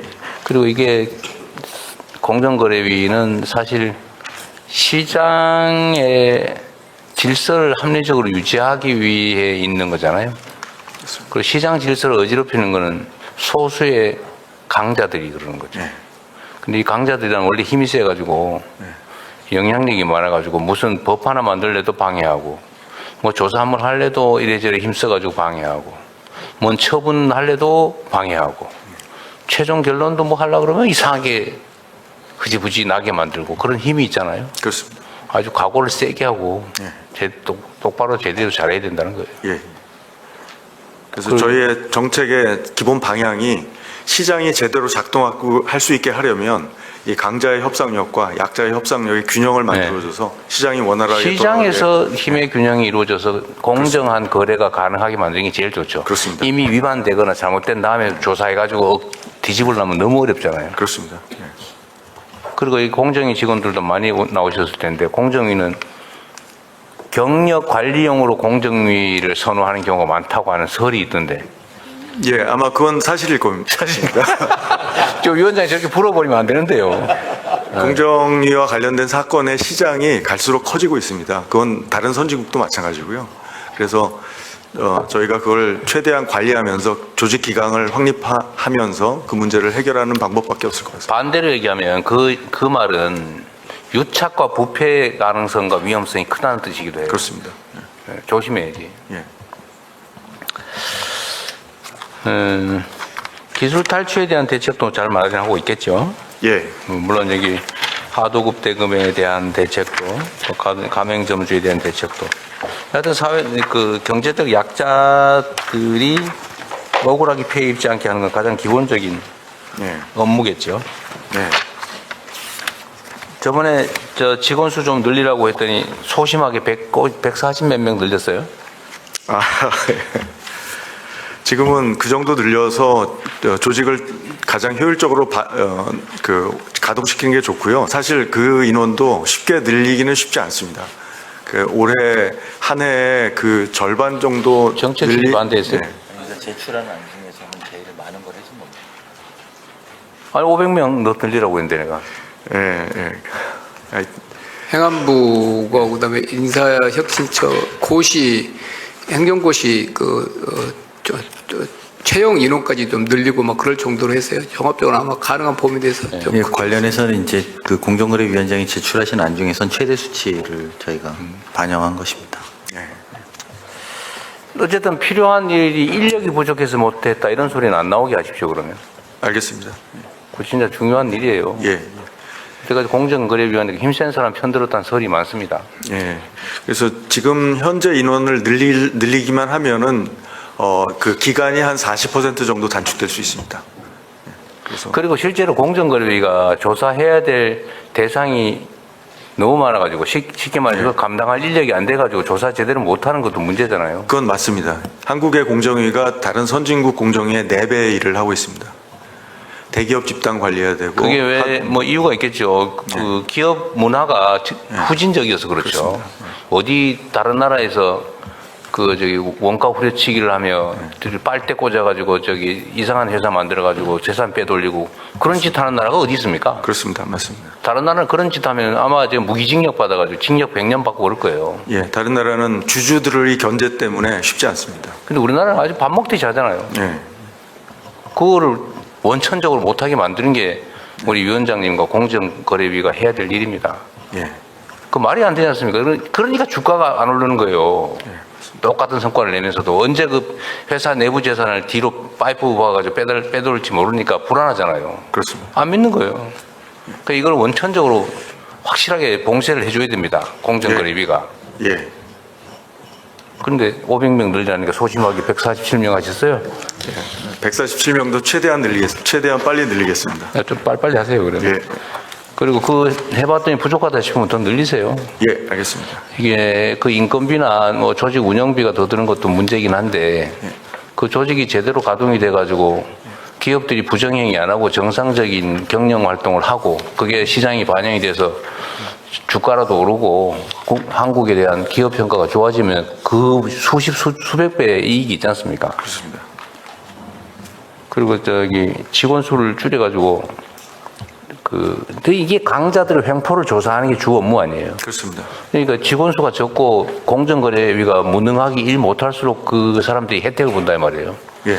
반대로 얘기하면 압도적 다수 국민들이 피해를 입는다는 얘기입니다. 맞습니다. 네.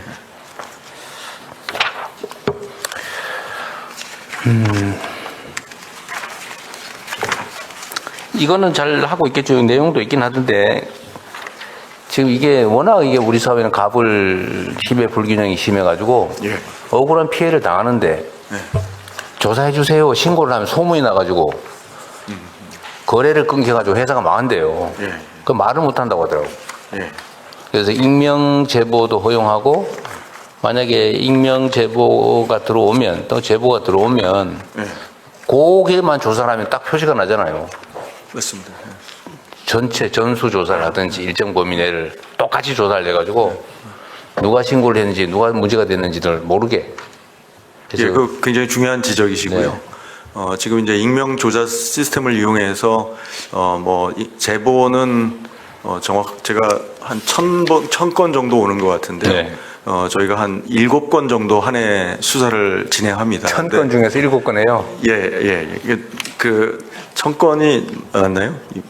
제가 숫자는 정확하지 않아요. 그쯤 될 것 같아요, 보니까. 신고가 얼마나 많겠어요? 예, 그래서 하여튼. 예, 공정위 조사 관련입니다.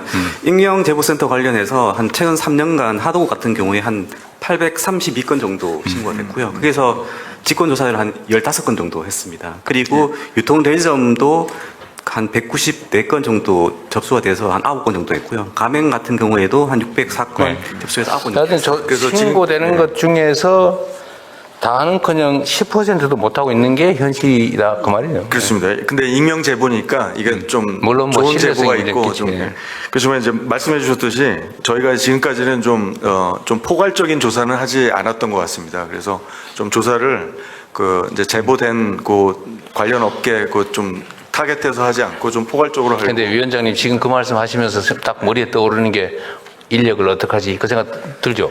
솔직히 얘기해서. 그렇죠. 예. 포괄적으로 하려면 좀 인력이 많이 들어갈 것 같습니다. 저런다니까요. 확 늘려주세요.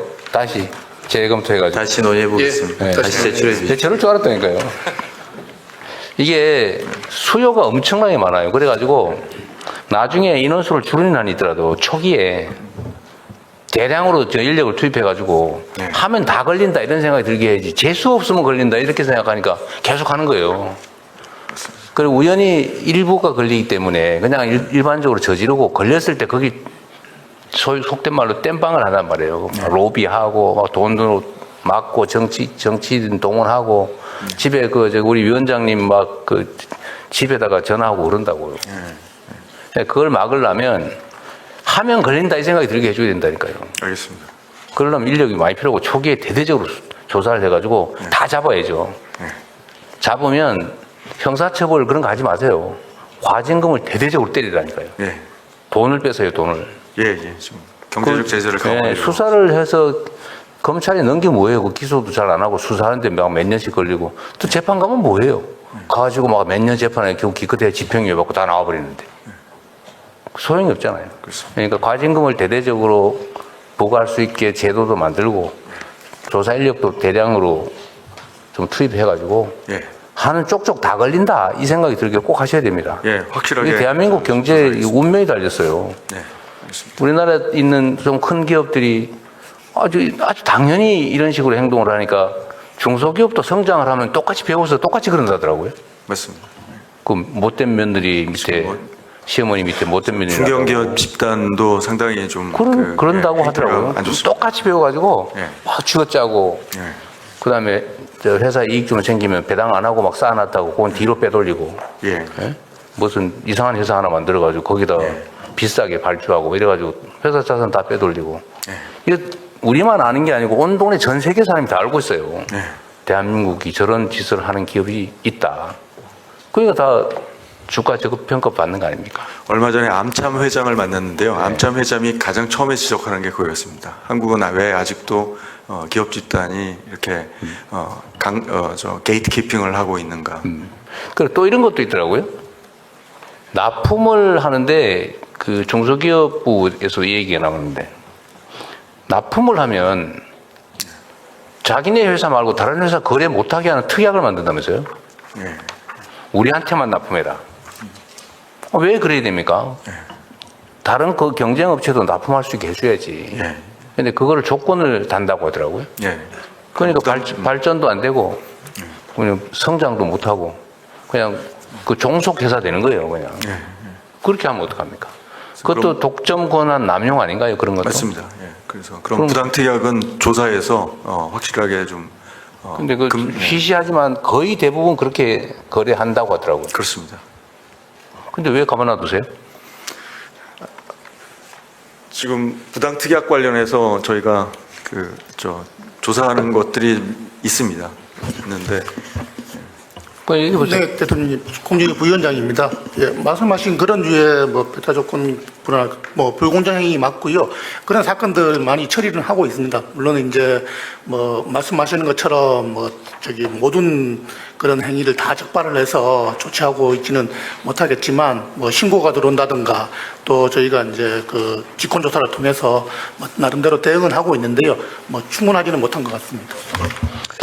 그게 예를 들면 이게 타 기업에 납품을 못하게 하는 걸 하면은 안 되는구나. 이 정도는 상식적으로 다 알고 있을 건데 그러면서도 거의 대부분이 그러고 있는 이유는 걸려봤자 별게 없기 때문이죠. 걸리면 망하게 만들어버려야 된다니까요. 네, 그렇습니다. 근데 지금 불가능하죠. 과징금이나 이런 부가금이 별로 제도가 안 돼 있나요? 과징금은 지금 그렇게 과징금 체계가 좀 너무 느슨합니다. 정액으로 돼 있죠. 부당특약은 제재가 뭐예요? 예를 들면 제재가 뭐예요? 그러니까 저희가 과징금을 부과할 수 있는데 시장 지배적 남용행 같은 게 6%까지, 그러니까 관련 매출의 6%, 그리고 불공정 거래 행위는 4%까지 부과를 할 수 있습니다. 근데 지금까지 공정거래비가 그 과징금 부과한 예가 있어요? 네, 있습니다. 최대 얼마 있어요?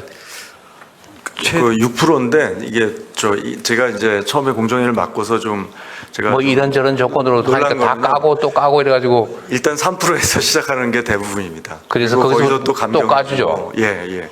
그래서 요번에 고시 개정을 해서요. 이렇게 감경되는 이유가 저희 고시가 너무 느슨합니다. 그래서 상중하로 해서 중인데도 굉장히 낮은 비율을 처분하게끔 돼 있어서요. 근데 법에는 6% 돼 있는데 기본적으로 3%부터 시작해서 까준다. 그렇습니다. 법을 어기고 있네. 그래서 일단 고시를 개정해서 6%에 가깝게 과징금을 부과하는 게 상당히 보편적이 되도록 해야 될 것 같고요. 그다음에 그건 좀 일찍 할 수 있고, 그다음에 법 개정을 해서 6%의 과징금률을 더 높여야 된다고 생각합니다. 그래서 그러니까요.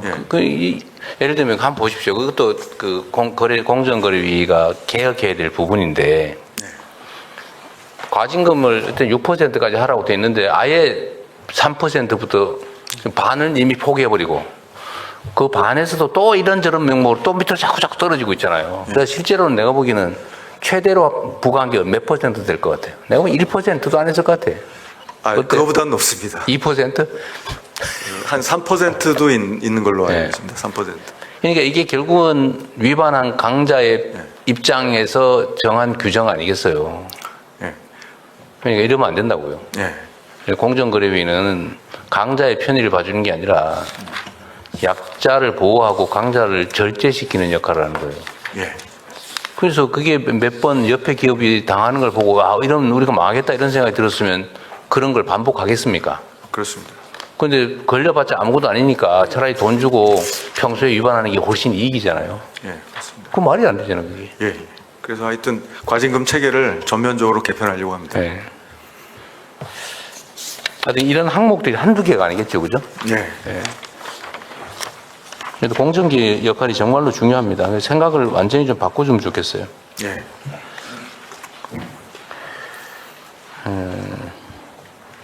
동반 성장을 위한 의뢰 협상력 강화는 아까 많이 말씀하셨는데, 그죠?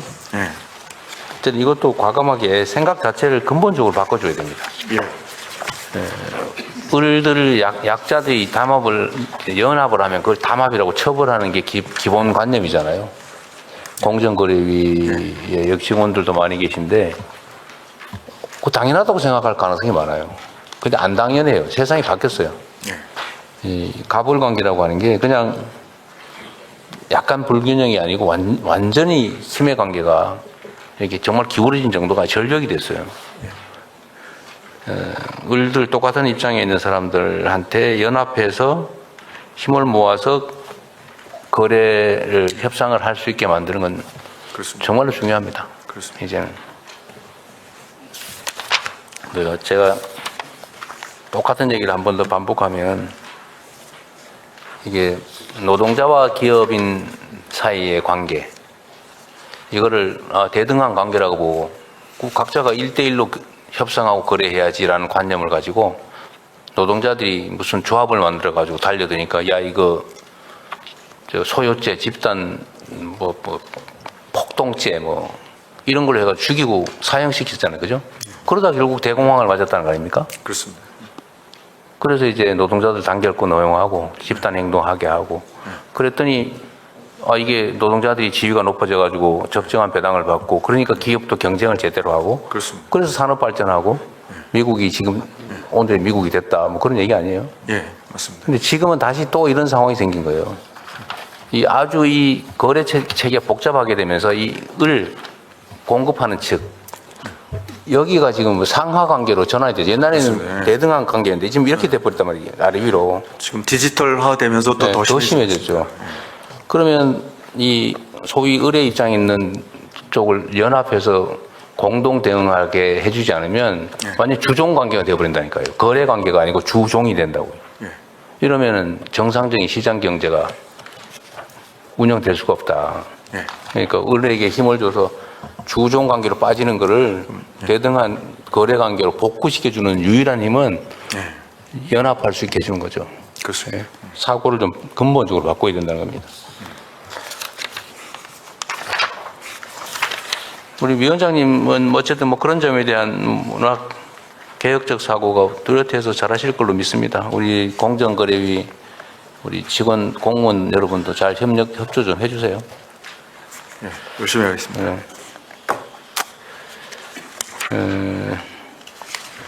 대기업 반칙행위 아까 얘기한 것 같고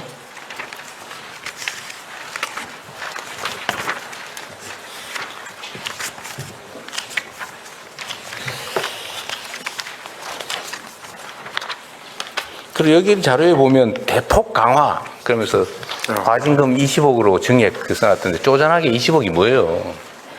위반을 해가지고 수백 수천억을 버는데 20억 부과하면 뭐하냐고.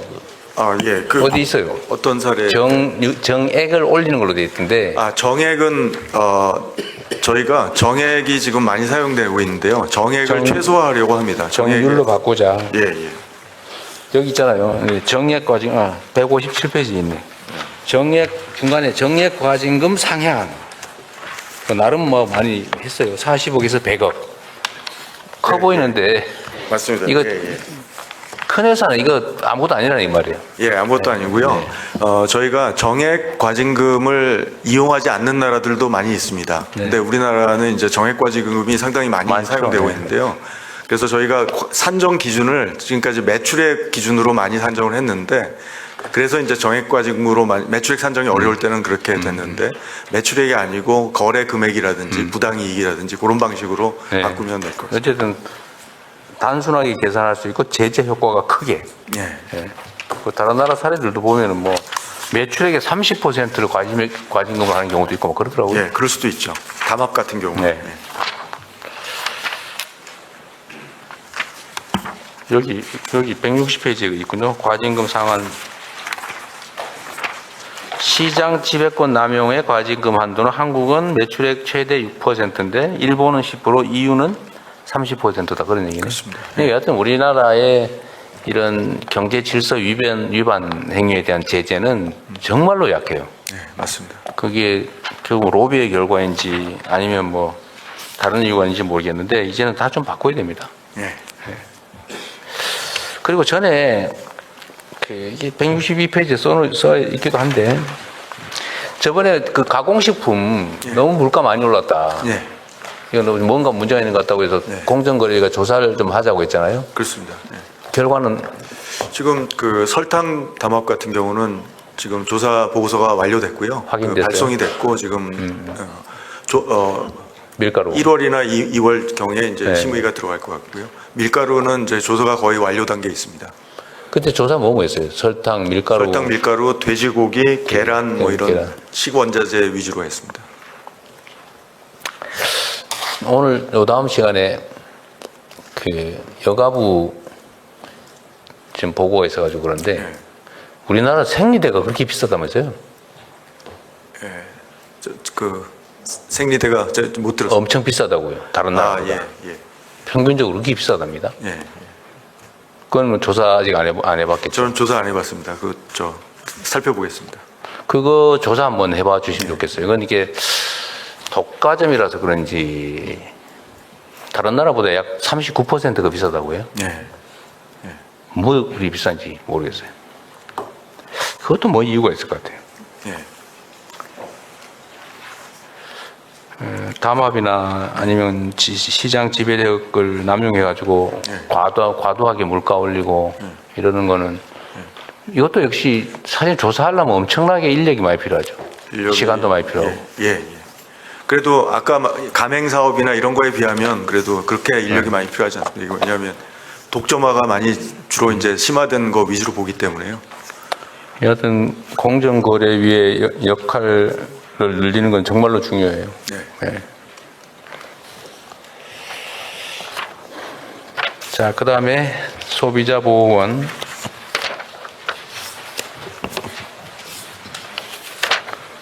소비자 보호 활동하는 곳인가 보죠? 예, 소비자원장 유선입니다. 예, 소비자 권익 증진 추진하는 기관입니다. 네, 538명. 여기에 예산 재원은 뭐예요? 거의 99% 정부 출연금입니다. 출연금이요? 네. 공정거래 조정원. 이거는 분쟁 조정하는 곳이라고요? 네, 네 그렇습니다. 공정거래 조정원장 최영근입니다. 어디 계세요? 부시방향에 있습니다. 예, 불공정거래 행위로 그 피해를 입은 중소기업과 소기업들 그 피해 여기서 조정하면은 중재 판정처럼 기판력이 있나요? 집행력이 있어요? 이게 저희들은 중재는 아니고 조정이지만 그 조정이 성립되면 조정 조서에 대해서 재판상 화해의 효력이 있습니다. 똑같군요. 네. 중재는 아니고 조정. 네. 그리고 지금 쿠팡은 대기업에 분류됩니까? 네, 대기업입니다. 여기는 공정거래 이슈는 없어요? 지금 이슈들이 있습니다. 공정거래위 소관 이슈는 뭐예요? 지금 그 끼워 팔기 이슈가 하나 있고요. 끼워 팔기. 그 자사 우대 이슈가 있고 그리고 몇 가지 표시광고법 위반 관련해서 이슈가 있고요. 알겠습니다. 약간의 시간이 있는데 하실 얘기 있으신 분은 요약해서 하십시오. 조정원 관련해서 한 말씀 드리면 선진국은 공정거래 조정의 역할을 상당히 강조하고 있습니다. 그래서 조정은 이제 사법적인 프로세스를 거치지 않고 당사자 간의 합의를 통해서 문제를 해결하는 거고요. 뭐 총리님 하실 말씀 있어요? 다 끝나셨어요? 네, 저는 뭐 다 했어요. 제가 오늘 좀 그런 생각이 들었는데 금융이 공정이 다 감독원도 그렇고 이런 대통령이 말해서 일할 기회가 없을지도 모른다는 각오를 가지고 하는 게 전 좋겠다는 생각이 들었습니다. 저도 초등 때부터 금융위 공정위 기재 쭉 봤는데 원칙대로 해라. 인력 걱정하지 말고 해라. 그리고 경제지대 세게 해라. 마피아 소탕해가지고 거의 시장 질서를 잡을 때 정도의 각오로 한다는 각오로 해야 된다고 봅니다. 지금 그렇게 하자는 얘기거든요. 과거에는 공정이나 이런 데 업무가 주로 대기업 집단, 재벌 요구했던 때가 있잖아요. 그리고 이게 너무 과하게 하는 거 아니냐라는 걱정을 해서 했던 때가 있잖아요. 근데 지금은 전체적으로 시장 질서를 바로 잡는 게 우리 전체의 경제를 살린다는 확실한 증거들이 나타나고 있잖아요. 증시에서. 그래서 저는 진짜로 이런 정도의 각오와 디테일을 가지고 화끈하게 밀어주는 대통령 만나기가 어렵습니다, 실제로. 근데 우리에게는 임기 5년이 남아있는 거예요. 그러니까 절대 도망갈 수 없어요. 피할 수 없이 시장 질서는 바로 잡힐 겁니다. 그렇기 때문에 저는 우리 위원장님들이 이것은 학문적인 방향의 올바름이 아니라 단호하고 과감한 행동력이 필요한 때다. 절대로 시장은 우리 임기 내에 완전히 선진화된다는 각오를 가지고 가야 됩니다. 그리고 저는 대통령님이 그걸 밀어주실 거라는 확신을 갖고 있어요. 근데 지금 위원장님들과 여기 계신 모든 분들이 그 사명감을 가지고 결의하는 것이 매우 중요하다, 사실은.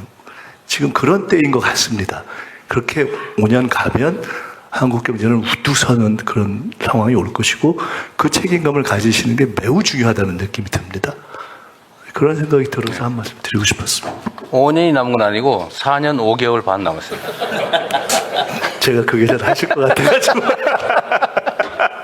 시절장에 하실 말씀이 있다니까. 제가 한 가지만 말씀드리면 아까 자산 매각 관련해서 잠깐 이야기가 나왔는데 헐값 매각 없다 뭐 이런 말씀 제가 들은 것 같아요. 제대로 들었는지 모르겠는데 근데 공매 대상이 아닌 것은 그러니까 기본적으로 감정가 밑으로는 수의 계약할 수 없게 돼 있는 거죠. 정정훈 사장님. 예, 수의 계약하는 경우에는 감정가로만 팔게 돼 있습니다. 수의 계약 그래서 2번 이상 유찰되면 유찰되는 경우에는 유찰된다는 거는 수의 계약이 아니고 이제 입찰 매각을 했다는 뜻이고요. 입찰 매각에서 공개 입찰 진행하다가 2회 이상 유찰되면 가격이 떨어져서 저가 매각이 일어납니다. 수의 계약할 수 있죠. 수의 계약 사유 중에 하나가 될 수 있습니다. 그럼 수의 계약이 있었던 거 헐값 매각 논란이 거기서 나오는 거잖아요. 제가 알기로는 그때 수의 계약 들어가면 다시 감정가로 올라가야 됩니다. 아닙니다. 정확하게 확인해 보십시오. 알겠습니다. 네. 또 뭐 말씀하실 그 건의 드려도 될까요? 말씀하세요. 지금 그 자본시장 투명성 강화를 위해서 지금 사실은 좀비 기업 정리 빨리 신속하게 퇴출시키는 방법이 이제 사실은 SEC 미국 같은 경우에는 3년에 한 번 감리를 합니다. 지금. 그런데 저희 우리나라의 경우에 고림감독 현실은 지금 20년에 한 번 감리를 하는 정도로 열악한 상태이거든요. 그래서 적어도 이 부분을 감리를 강화해서 영국은 한 5년에 한 번씩 하고 있습니다. 그래서 영국 수준을 벤치마크 정도를 하고 감리를 대폭적으로 강화하면 공시 투명성을 강화해서 사실은 공정거래 쪽에서도 공정거래 부분에서 하면 금융감독 차원에서는 감리를 강화해가지고 자본시장 투명성을 획기적으로 개선할 수 있을 것 같습니다. 네. 그 참고하시고요, 각 기관들이. 네, 또 뭐 하실 말씀 있는 분 계세요? 네. 하여튼 지금 총리께서도 적절하게 지적하셨습니다만 우리가 이제 경제적으로 사실 대변환기에 있는 것 같습니다. 국제 경쟁은 치열해지고 우리가 과거에는 생각지도 못했던 초대규모 기업 집단이 생겨나고 있잖아요. 그다음에 경쟁이 치열해지다 보니까 또 거래 관계도 그렇게 불투명하거나 또 폭력적인 양상도 있어요. 그런데 이게 종전처럼 소위 말하는 수탈, 부정거래, 비정상거래 이런 게 횡행한다면 사실 이게 정상적인 선진 자본주의 국가로 가기가 어렵지 않습니까? 근데 이 문제를 해결하는 핵심 기구가 바로 공정거래위하고 금융위, 뭐 금감원 이런 데입니다. 정말 사명감을 가지고 대한민국 경제가 이제 10대 경제 강국, 사실 뭐 한 14위 정도로 떨어졌다고 하는데 여하간 10대 경제강국에서 그 이상으로 우리가 진입하려면 좀 투명하고 공정하고 정상적인 시스템이 갖추어져야 돼요. 그게 사법제도든 경제제도든 모든 행정제도든 모두가 마찬가지죠. 다 정상이 좀 돼야 됩니다. 정상적이고 상식적이어서 그냥 그게 뭐 상식적으로 보면 맞는 거지라고 생각되는 상태가 돼야 되는데 힘세고 많이 가진 쪽이 언제나 유리한 그런 시스템을 유지해서는 우리가 미래가 없어요. 그 중에 제일 강력한 힘을 가진 데가 제가 보기에는 검찰, 경찰, 공정거래위, 금융감독원 뭐 이런 데인데 내가 역할을 정말 제대로 해줘야 됩니다. 그 중에 제일 아마 버겁기도 하고 힘든 영역이 아마 공정거래위일 가능성이 많아요. 그래서 제가 이게 반복해서 말씀드리는 거예요. 금융위원회도 마찬가지죠. 금융의 영역의 역할이 점점 커져가잖아요. 산업 분야보다. 우리는 앞으로 점점 더 그렇게 될 텐데 그 속에서도 좀 최대한 공정하고 투명하고 좀 포용적인 힘세고 돈 많이 가지고 신용도 높은 사람만 사는 세상이 아니라 좀 힘없고 약하고 좀 덜 가진 사람들도 함께 살 수 있는 그런 세상을 만들어야 되지 않습니까? 금융위, 금감원도 각별히 고려해 주시기 바랍니다. 자, 긴 시간 고생하셨습니다. 네. 마치겠습니다.